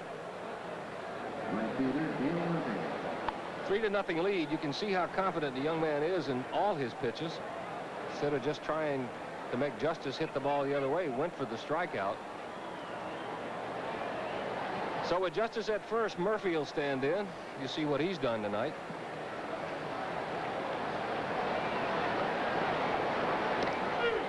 Takes the fastball, strike 1. He does not get many fastballs above knee high or thereabouts, does he? No. He's a funny pitcher, Cone. He'll be brilliant one year and then so-so the next and then brilliant again. Deep to left center field. Carry on back there. He's not going to get it. Braves trail by 1. Murphy picks on a hanging breaking ball. Drives it out just to the right of 371. Justice scores, and Murphy's right behind him. 3-2 Mets. Well, Dale was out taking early hitting again today for about 45 minutes, and maybe it paid off. He's hit 2 bolts tonight. A solid single, and that was a monstrous home run. He really nailed it. Went out at the 396-foot mark and may have made it over the bleachers. Let's see. Belt high breaking ball. Carry-on ran back, but just about made it out of the park. That got out with plenty to spare. And I think that's one of the... That brings up a point you mentioned. Either he's brilliant or he's not so brilliant. Tried to drop down and trick Murph with a sidearm breaking ball. Left it up in the strike zone. And then even if you are bailing out a little bit, all it does is help you generate power. 1-1 Andres Thomas. Outside, 2 balls and 1 strike. Home run number 15 for Dale Murphy. RBIs 45 and 46. High fastball right on by him. 2 balls, 2 strikes.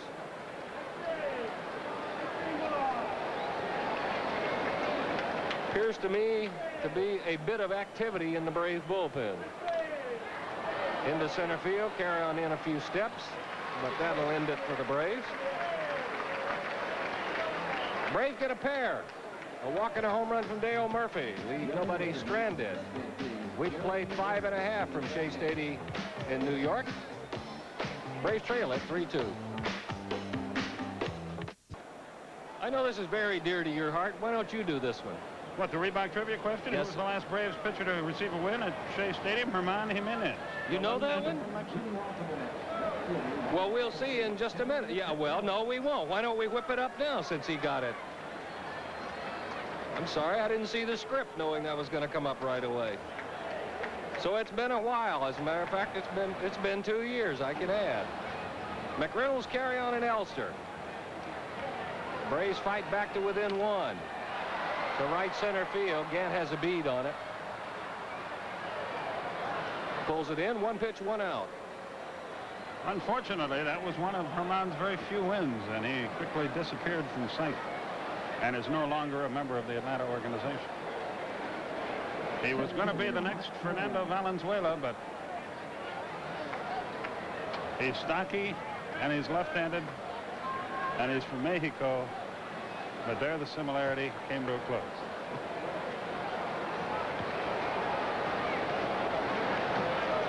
So he may still be left-handed, stocky, and back in Mexico. Yeah, I think he's pitching in the Mexican League and pitching all right. Mark Carry-on, 1 for 2, takes strike 1. He drove in the second Mets run with a single in the first inning.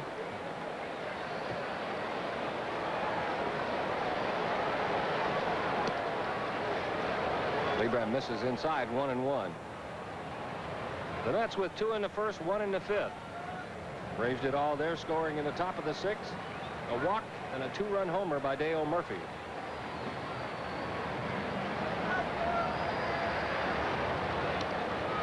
Inside.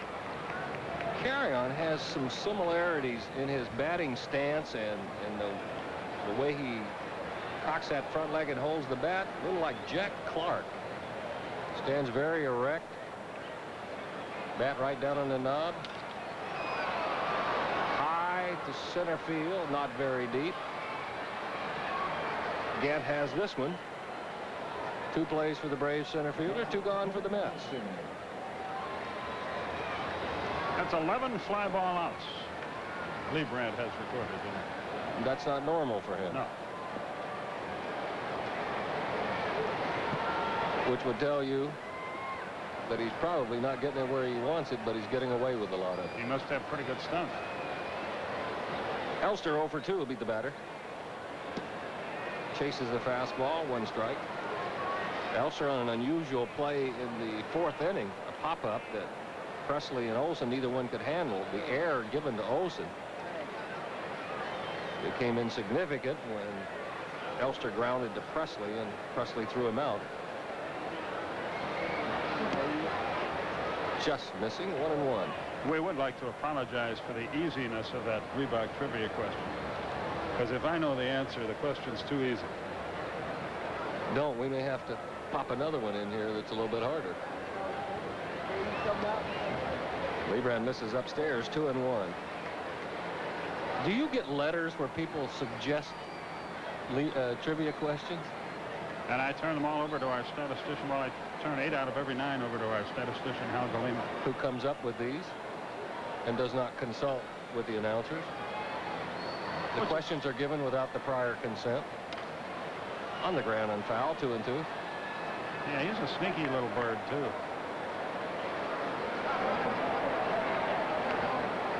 That was one of those guys that likes to keep the pot stirred, you know. Just kind of back into the corner, into the shadows. What was the dog's name in the cartoons? Muttley, and Snicker as he watches it boil. What? 3 balls and 2 strikes. In the cartoon, there was a dog in the cartoons that used to... I read the editorials. No, on television. There it is. CNN and TNT and CBS are all I want. Well, you watch Muttley then. Another fly ball to center, this time a little bit deeper. Gant ties a record held by a few thousand, I'm sure. Mets go in order, a 1-2-3 inning for Charlie Leibrandt. We have played 6 at Shea Stadium in New York. Braves trail at 3-2. Braves trail at 3-2. We go to the top of the 7th, and here's Skip. Okay, Don, thanks. Greg Olson leads it off. He's flied to center. He's flied to right. Braves right back into it thanks to Murphy's homer.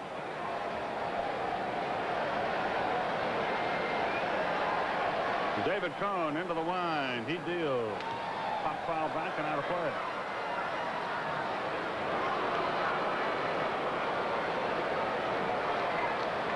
Five of Cohn's outs have been line drives or fly balls.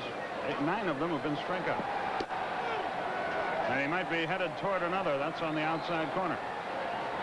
0-2. Olson not too enchanted with that call. Otoby McDowell will pinch hit next for Charlie Leibrandt, who pitched very well here tonight, but trailed. Fastball away. It's 1-2.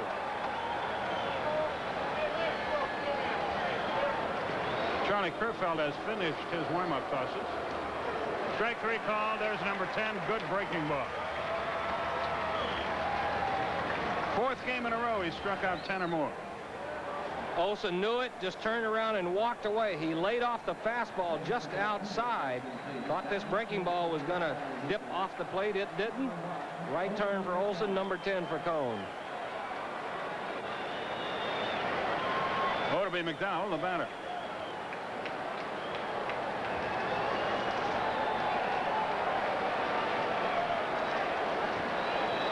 As a pinch hitter, Odie just hitting 158.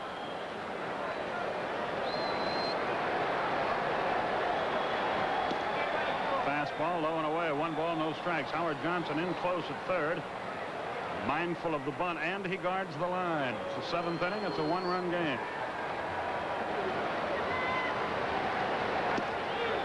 That's one of the nuances of baseball that you often forget about. If this was still a 3-0 ball game, Howard Johnson would not be so intent on guarding the line. He'd play a normal position. But in a 1-run game, the object is to keep the tying run out of scoring position.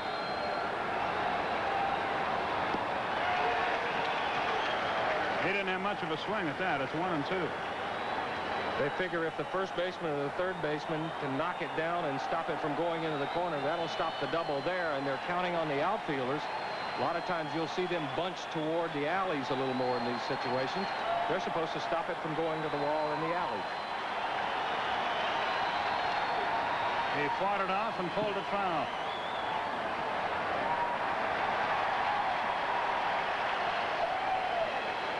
That's Kevin McReynolds in left, and you can see he is shaded over toward left center field. A lot of room down the left field line. The ball's hitting the air there. That's the only way to cross up the defense. Got him with a fastball. That's 11. And 2 out here in the Atlanta 7th. Threw him a lot of split finger fastballs, then went up and away with the fastball. Got just enough movement on it that Odeby took a good swing, but movement took it out of there where he couldn't hit it. Same way he got Justice back in the 4th. Here's Lonnie Smith. He didn't get the high fastball. Foul tipped it, in fact, into the glove of Mercado. Earlier this year, he struck out 12. That's the high for the year. That's also his career high. Fastball outside, a ball and a strike. He got his 12 against Montreal earlier this summer.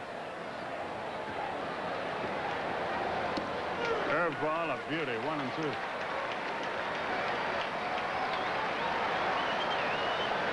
Right now, he is as dominating a pitcher as we've seen all year, and I include Ramon Martinez.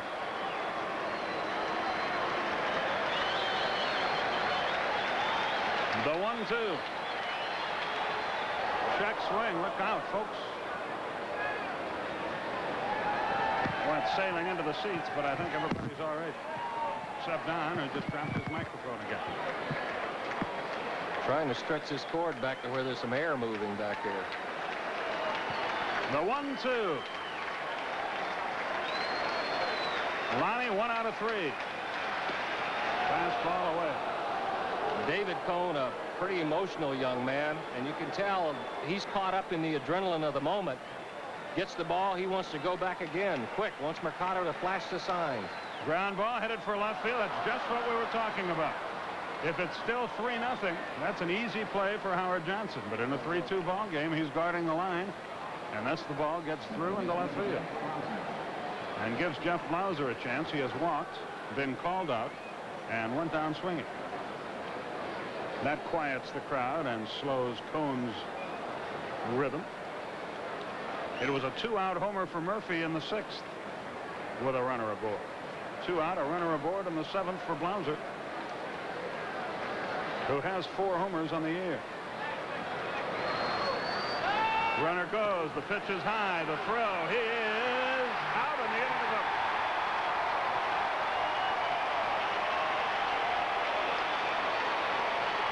Well, that takes care of that chance. Braves' lack of speed hurts again. 1 hit, no runs, no errors, none left. Bottom half of the 7th inning, 3-2 Mets.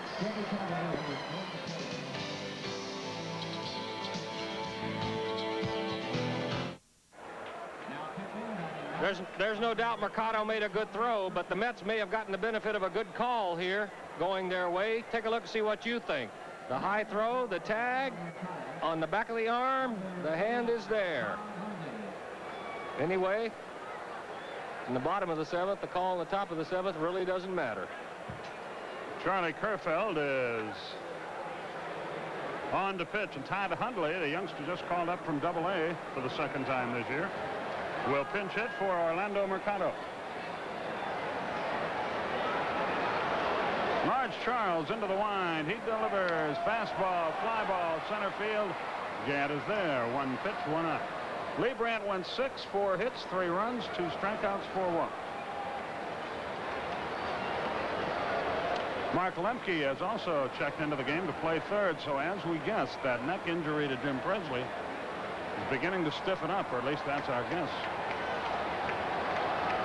Cone will be the batter.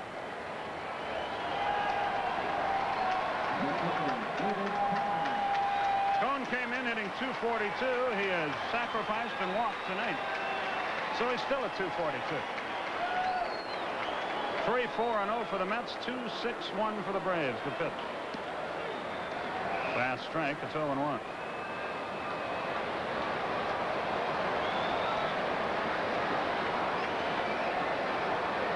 Kerfeld deal. Slider. Swung and missed. It's 0-2. They're getting a wave going again for Don's benefit here. Outside, a ball and 2 strikes. One thing I found out about a New York wave. I don't like it either. The 1-2 pitch. Outside, 2-2.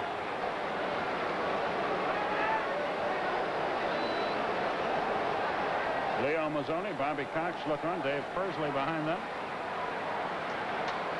The 2-2. Ground ball. Lemke to his left. 2 down. So Kerfeld was able to snow Cone, get him to bounce to third. And Howard Johnson, the batter. He will turn around and hit left-handed. That's the only cooling thought I've heard tonight. Wasn't that clever the way I worked that in? Wish you could work 1 or 2 of those into the booth for us here. Well, the producer over in radio provides a fan for the announcers, but apparently the television producer has no respect for it. Well, when you're only part-time work like we are, you can't expect all the amenities. I guess that's true. The pitch. 1 ball, no strikes. It'll be cool in Seattle, though.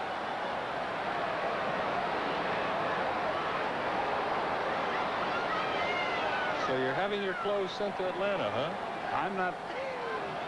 Let's not even get into that. It's getting so bizarre, I don't even want to do it. 2 balls, no strike. I could just run out to Kuppenheimer, but no. 2 balls, no strikes.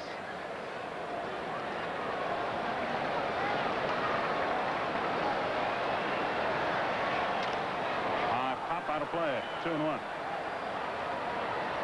It's getting late as we move to the 8th. When we do, Blauser, Gant, and Lemke will be the first 3 for Atlanta.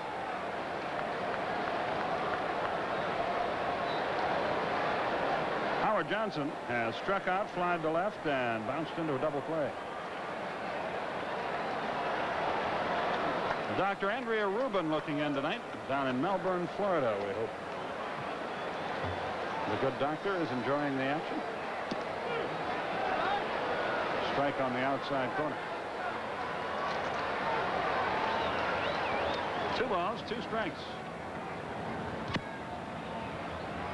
39,678 paid, 44,000 in the ballpark.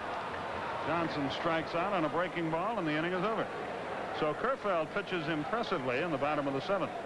1, 2, 3. We go to the 8th. Braves down by 1. Ladies and gentlemen, Time for the good old Delta scoreboard. The Phillies now have increased their lead to 5-2.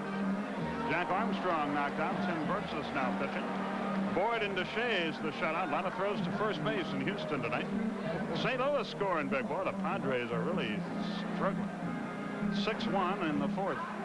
Detroit has gotten a run, and Jeff Robinson tries to make it stand up. Bradley and Tettleton have homered in Baltimore's lead.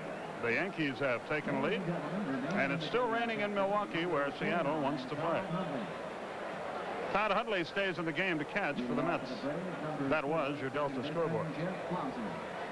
And Jeff Blauser leads off the Atlanta half of the 8th inning. Blauser, Gant, and I think Lemke is hitting in Presley's spot. Cone delivers, ran to bunt, took a strike at the letters, 0-1. Don Sutton, Skip Carey with you from Shea Stadium. Our next telecast of Braves baseball on TBS, First the Pitch, will be at 5:05 Eastern Time on Tuesday night, August the 7th. We'll televise both games of a twin bill against the San Diego Padres, but a lot of great sports will be coming your way with the Goodwill Games starting this weekend.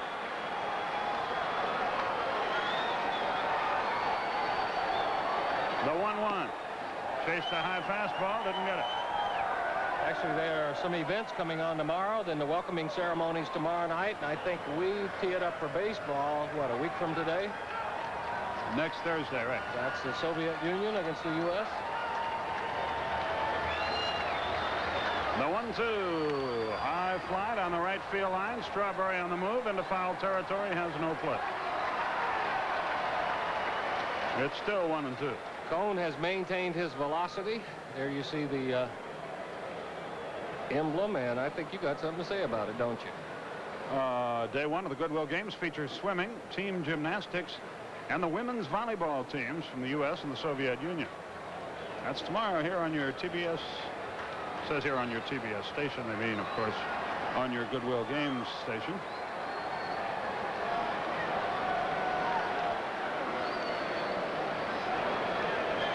One and two, the count to Blauser.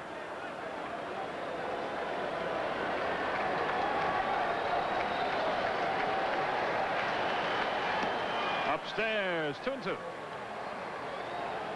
We are in the eighth. It's a 3-2 ball game. Dale Murphy's two-run homer has accounted for the Atlanta scoring.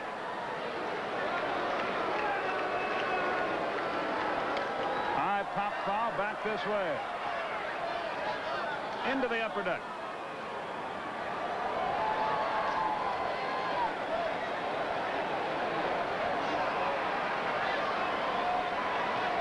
I tell you, when you know your franchise is going good, first the pitch to Blauser. Outside, full count. You're playing a last place team in the middle of the week and it's over 90 degrees and you still have nearly a sellout. That's a healthy franchise. The 3-2. Swung, high pop, short center field. Carry on is there. Blauser is retired. That's the first out. Here's Ron Gant. He hasn't been fooled at all by David Cone tonight. He lined a single, he lined a double, and he lined to the shortstop. So Gant stands in with one out. He and Murphy, the only two in the lineup that have escaped being strikeout victims for David Cone.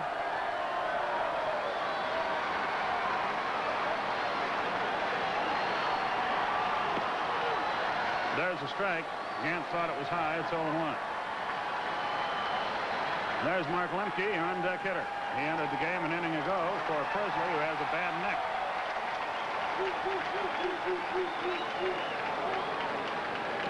Curve up, beauty, 0-2. So he's quickly out in front.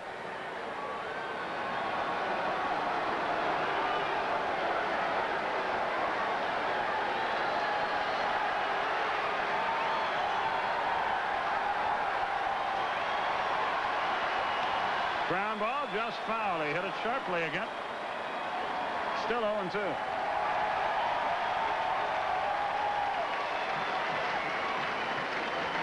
And hit it sharply with that spread out stance and a struggle swing, something he wouldn't have done last year, just trying to make contact with two strikes. Fastball away. It's 1-2. It's the other thing, that all that weight work that he did has made him so strong he doesn't have to strike to hit the ball hard. All he has to do is make contact. You can see he's had a good year against the Mets. I kid him all the time about being my bodyguard after the game. Hot shot to second. Close play. Safe. Jefferies took it a little too easy after he booted the ball. The Mets 10th in the league in defense, and they create another error, and in these kind of games it can be an item. A little bit to his left. You can see how deep Jefferies was, and actually being back on the grass got that little extra hop that he wasn't able to handle. And to Gant's credit, he was hustling the whole way, even on a ground ball right at the second baseman, and that's how the Braves get a base runner. And the left-hand hitter bats against the right-hander, and Mel Stottlemyre is on his way, and activity has begun. A left-hander in the New York bullpen. I would guess it's John Franco. Tough to see from here. Anyway, just to conclude, it is Franco. Kid Gant about being my bodyguard after the games because he's bulked up so much. I don't think he's going to need the extra money after this year. No. You'd like to buy stock in him if it were available. Now the home plate umpire, Randy Marsh, goes out and gives a weather report to Mel Stottlemyre. It looked like Stottlemyre was talking more to Magadan and Elster than he was to anybody else. I don't think he would want to bring in the left-hander and make Lemke go to the other side. He's hitting about 200 points higher as a right-hander than he is as a left-hander. So the little guy stands in with an overall average of 169, and this is tough for him because he hasn't played in a couple of months. Close, but Gant's back. Ron could be running here. And that might have been one of the other points that they discussed when they were out there. Don't just ignore him. Again, he belly flops back.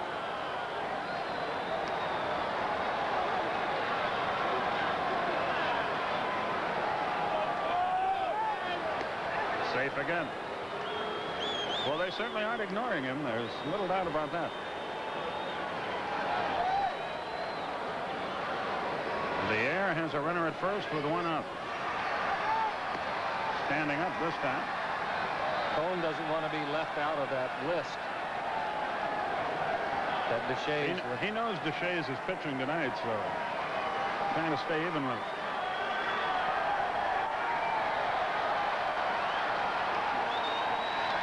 There's a drive. Deep right center field. Carry on the run. He's going to have room, and he makes the catch. Boy, when he touched that off, I thought it had a chance. But it sort of died out there just shy of the track. 2 down. Here's Justice. Well, the air is really heavy here tonight, and I think Lemke caught that more toward the end of the bat than he wanted to. It didn't have that real crisp crack sound that you could hear, and that's why I didn't get the carry. David Justice is the batter. And here comes Harrelson, and that's going to be all for Cone, and he is not happy at all. He turned his back in disgust. And the crowd boos, but Harrelson doesn't care about that. He's got to do what he thinks is right. And this is what he thinks is right. He had a tough decision to make last night. That wasn't a very popular one. A tie ball game, pinch hit for Frank Viola, who at the time I think was pitching a 3-hitter. With a runner at second base, it didn't work. Viola got a no decision. Houston came up with a run, and Mike Scott beat him. So Cone is gone 7 2/3 innings, 6 hits, 11 strikeouts, 2 runs to this point. The runner on base is his responsibility. John Franco gets the call, and we'll be back right after this.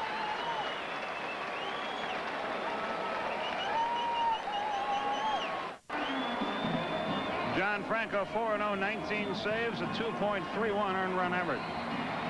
He comes in with a runner at first and 2 out in the 8th inning, and the Mets on top 3-2. In the other baseball, bottom of the 5th, the Cardinals lead the Padres 6-1. Bottom of the 5th, Montreal and Houston are scoreless. Top of the 8th, Phillies 5-2 over the Reds. American League, after 6, Yankees 2-1 over the Twins.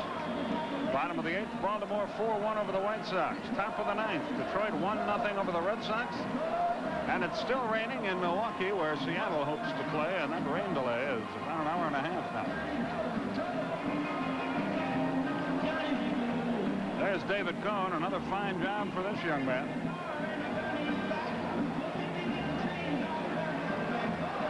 Now Francisco Cabrera will come out and pinch hit against Franco for David Justice.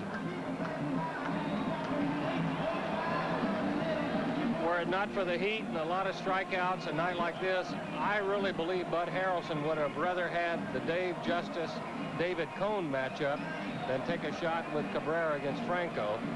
Nothing against either Cabrera or Franco, but rooting for the Braves, I was glad to see the move. Franco has been real good in his last 22 opportunities. He's had 19 saves, second in the league with 19. And he trails the man he was traded for, Randy Myers.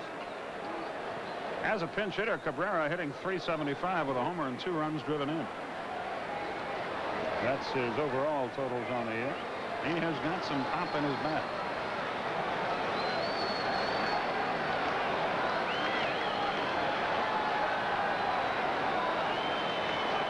Franco, a native New Yorker, happy to be home. Throw to first, runner back. Boy, what about the Steinbrenner, Piniella, all that? A lot of people getting hit by some uncalled for fallout from that explosion. I wonder who leaked that. The pitch. Fastball just missed inside Franco Warner. Well, there are only 2 sides, and the commissioner's side said we didn't do it. That narrows it considerably. But why would Mr. Steinbrenner's side want to make all that public? Well, what the commissioner said is it sounded like somebody was trying to leverage themselves by playing hardball. I don't think he takes too kindly to that.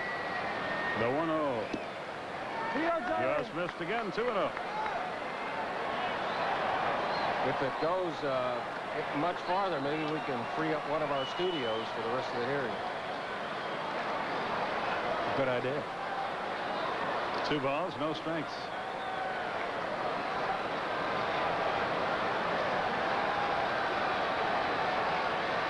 Ground ball, 1 hopper, sharply hit, inning over. So Franco gets out of it. No hits, no runs, 1 error, 1 left. Bottom half of the 8th inning. Mets lead 3-2.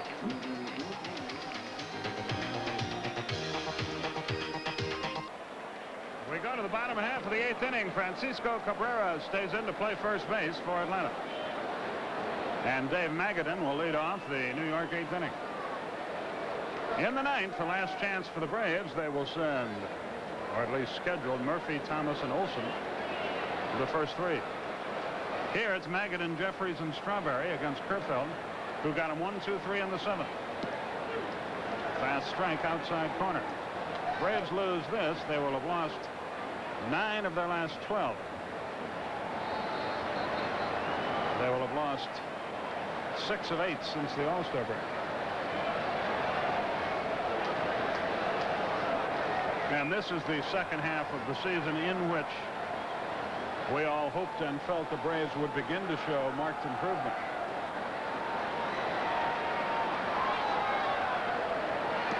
Under Bobby Cox, without a rally, the Braves will be 10-13. 2-1 here, the count to Magadan.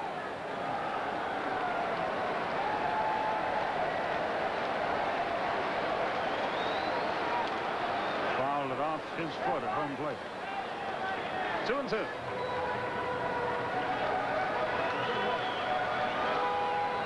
And it doesn't get any easier after tonight. The Braves face Sid Fernandez tomorrow. Then comes Ron Darling, Dwight Gooden on Sunday. Gooden, who's won 7 in a row. Darling just moved back into the rotation. Ojeda going to the bullpen. Mets run some good pitching after. The 2-2 into the dirt, full count. 3 balls, 2 strikes. Those of you in the Southeast can follow the Braves while the Braves are gone for the Goodwill games on the Braves 100+ station radio network, including a 50,000-watt Clear Channel station, WSB in Atlanta, 750 on your AM dial. It gets into some 40-odd states. The pitch. He walked him. Don't want to give him any more here. Speaking of Bob Ojeda, there he is, limbering up in the bullpen. The 3rd time tonight Magadan has been walked. The other 2 times he scored, so he has accounted for 2 of the 3 Mets runs. 2 of their runs were players who were walked. Jefferies drove in a first-inning run with a double. Magadan chased back. He has no stolen bases, has not attempted one this year.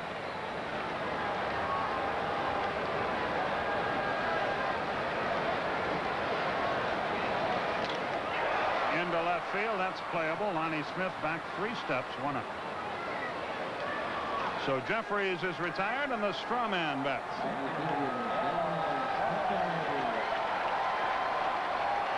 Mark Grant limbering up under the watchful eye of Phil Niekro. Incidentally, I'm sure you guys talked about it earlier, but it's been a while. Jeff Treadway feels much better. Took some batting practice tonight. Blowing away. It may not be that much longer until he's back in there. He was scared to death when that injury occurred. He thought he might really be badly hurt. He thought something was broken, didn't he? He was afraid that it was. 2-0.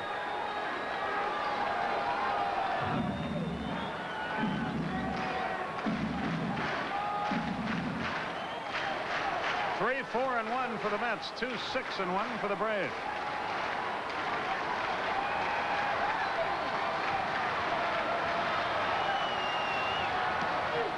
There's the strike at the knees, outside corner.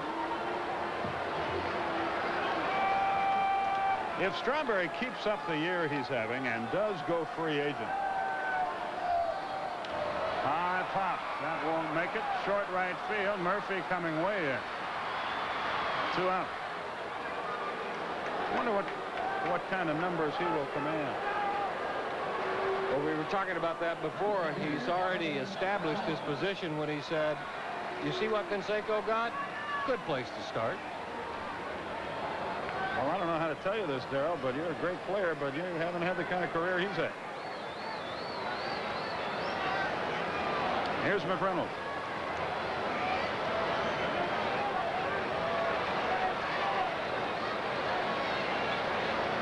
He's 0 for 2 with a walk, and that's low. 1 ball, no strikes. Charlie Kerfeld against Kevin McReynolds. Darrell Boston has grabbed the bat and is on deck. He would hit next for carry-on.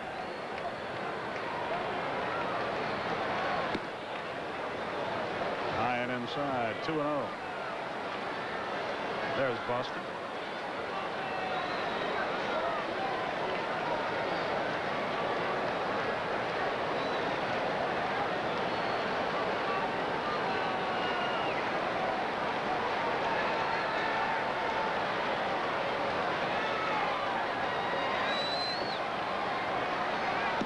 Started to swing. Nope. 3-0. And don't groove one here, Charlie. They might turn this guy loose. Singing Joe West with the call from first base.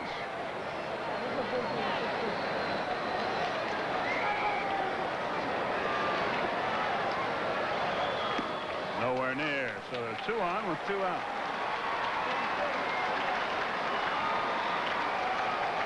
Joe Hesketh now throwing in the Atlanta pen. Now Boston has been announced. There's Grant and Hesketh. Bobby Cox is going to stay with Charlie Kerfeld here.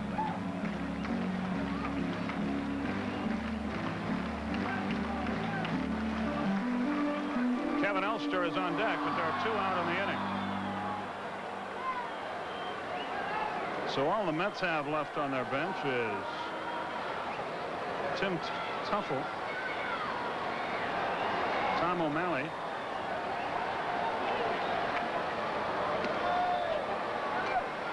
as far as position players are concerned. And look how they put this club together with balance. You take out Carry-On, you bring in Boston. He's done a good job. You take out Mercado, you can bring in Hundley. Now Sasser was the guy and was swinging the bat well till he got hurt. Jammed him, popped it foul back, out of play, 1-1. Tom O'Malley can spell Howard Johnson at third. You're not hurt defensively. Tuffle can play second and third, and he's a pretty good offensive ball player. So they have put together a well-balanced ball club. You know, with the nucleus of McReynolds, Strawberry, Howard Johnson, Jefferies, they're going to score some runs. And what they've done, and they will tell you it, is not only are they a competitive team, but they have changed from an old competitive team into a young competitive team without ever falling out of the hunt. Good pitch on the inside corner. Boston nods his head in agreement. I'm sure Randy March is relieved to know that he agreed with it. Yeah. A ball and 2 strikes.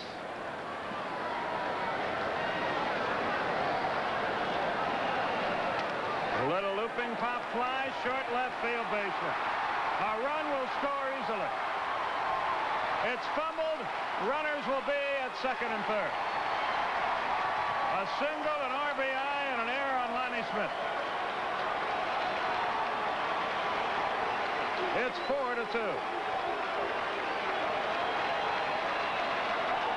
A little pop fly, but it counts.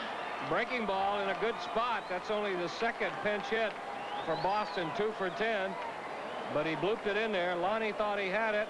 When he found out that he didn't, the run would have scored anyway. But the runners advance. He really did think he had that ball. Well, he looked in his glove for it, and it wasn't there. Here's Elster. Breaking ball outside. 1 ball, no strikes. He's flied to center, bounced to third, fly to center again.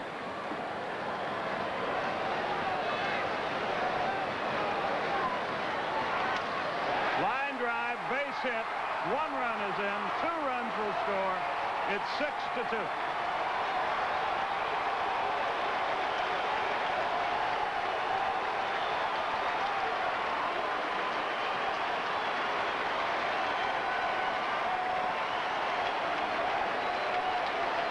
Nothing fluky about that. He hit the daylights out of it. And it's a scene that's been replayed a few times for the Braves this year. Close ball game. Go to the bullpen. Look like they're out of the jam, and then all of a sudden the roof caves in. Elster fights it off, but he hit it hard enough that it was a clean base hit from the get-go. The error sets up one of the runs. Now it's a 4-run deficit for the Braves. And the big mob, more than 44,000, heads for home. Braves are 3 outs away from losing 9 of their last 12.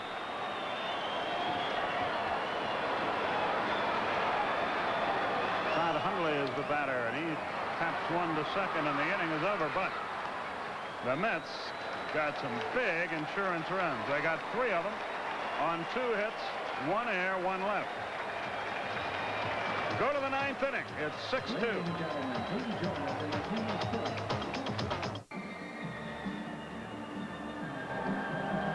We go to the 9th inning. Darrell Boston checks into the game to play center field. His blue pit, the big blow really in that 9th inning that made it, instead of a 3-2 game, or rather in the 8th inning, a 6-2 game. His was the instrumental hit. Now Randy Marsh and Bobby Cox talking something over, and I don't know what this is about. I have no idea. Bobby yelled something and then started to climb up. Randy Marsh went over there. It didn't seem too animated. Well, I don't know. Franco will get ready to pitch.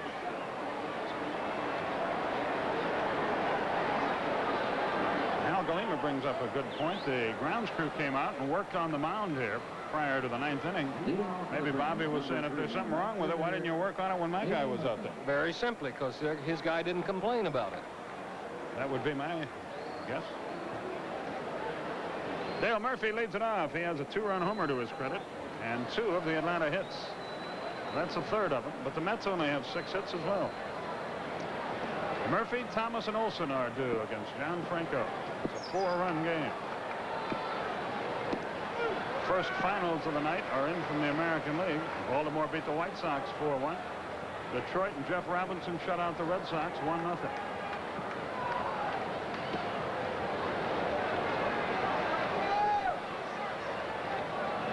Oh, and 1-1 the count to Murphy. Nobody on, nobody out. Screwball missed the outside corner. 2 balls, 1 strike. Tomorrow, radio only, Steve Avery against Sid Fernandez. Saturday, Marty Clary against Ron Darling. Sunday, Tom Glavine and Dwight Gooden. Foul tipped into the glove. It's 2-2. 2 more errors for Atlanta. Again, they lead the league in that department by 20.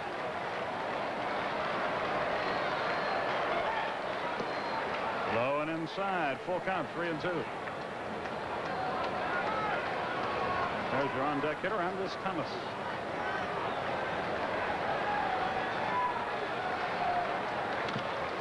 Pop foul, out of play. Count stays the same. 3 balls, 2 strikes.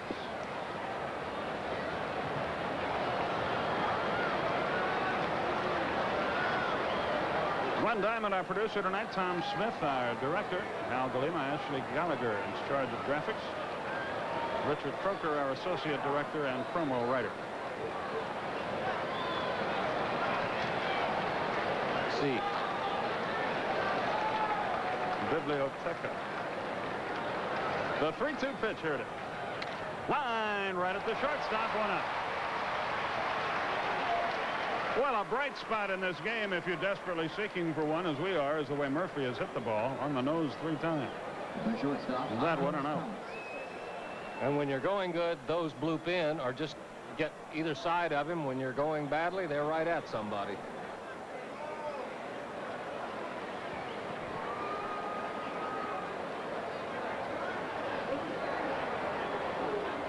The pitch. A little low. 1 ball, no strikes.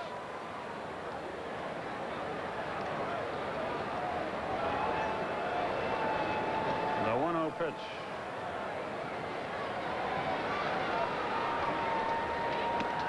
Upstairs, 2-0. Franco seeking his 20th save of the year. David Cohn will go to 7-2 lifetime against Atlanta. There's a solidly hit ball. Boston comes on, makes the catch. I'd say they got him in the game at just the right time. A big offensive play, a big defensive play. They got him on waivers from the Chicago White Sox. You can see he has speed. Gets a good jump on this. Go to the knees. Backhands it. Comes up with it. That skips by him. Thomas is at second, probably at third.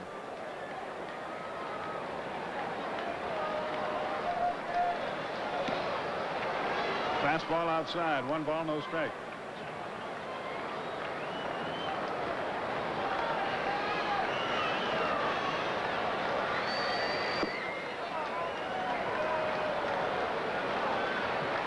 Two and 0. Well, looks like we're leaving you for a while in a low note. The pitch. Outside, 3-0.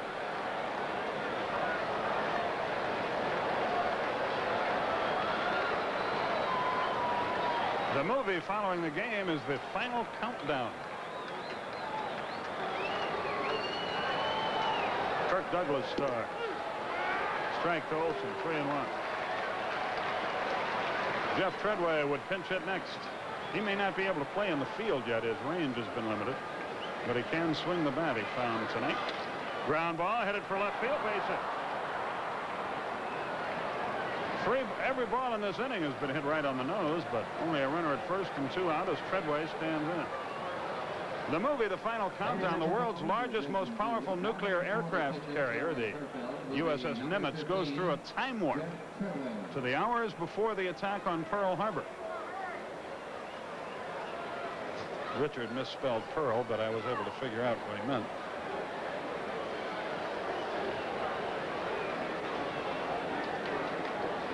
It's not a vision center, it's a city in a way. Pitch to Treadway. Through the bat. Look out, folks. Luckily, it hit the railing in front of the fans down below. That could have been disastrous. 0-1. Treadway limps over to get the pine tar rag. He's still a little ginger on that one wheel. Lonnie Smith gives it to him. 6-6-1 for the Mets. 2-7-2 for the Braves.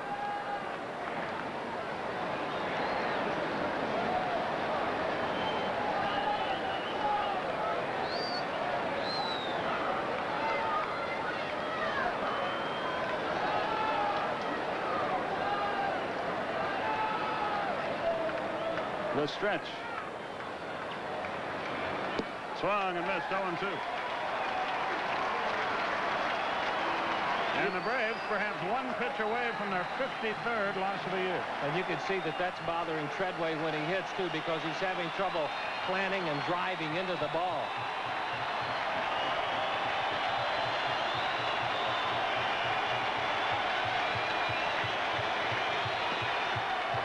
Outside, a ball and 2 strikes. Our next telecast, August 7th from Atlanta. Doubleheader starting at 5:05 against the Padres.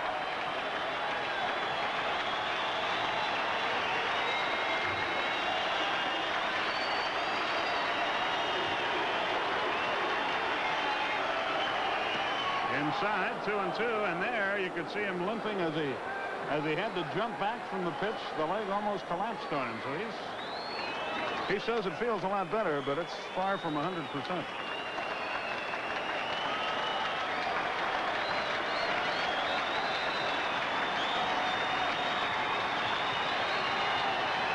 The 2-2. Franco ends it with a strikeout. Mets win the game. Final score, New York 6, Atlanta 2. Totals right after this.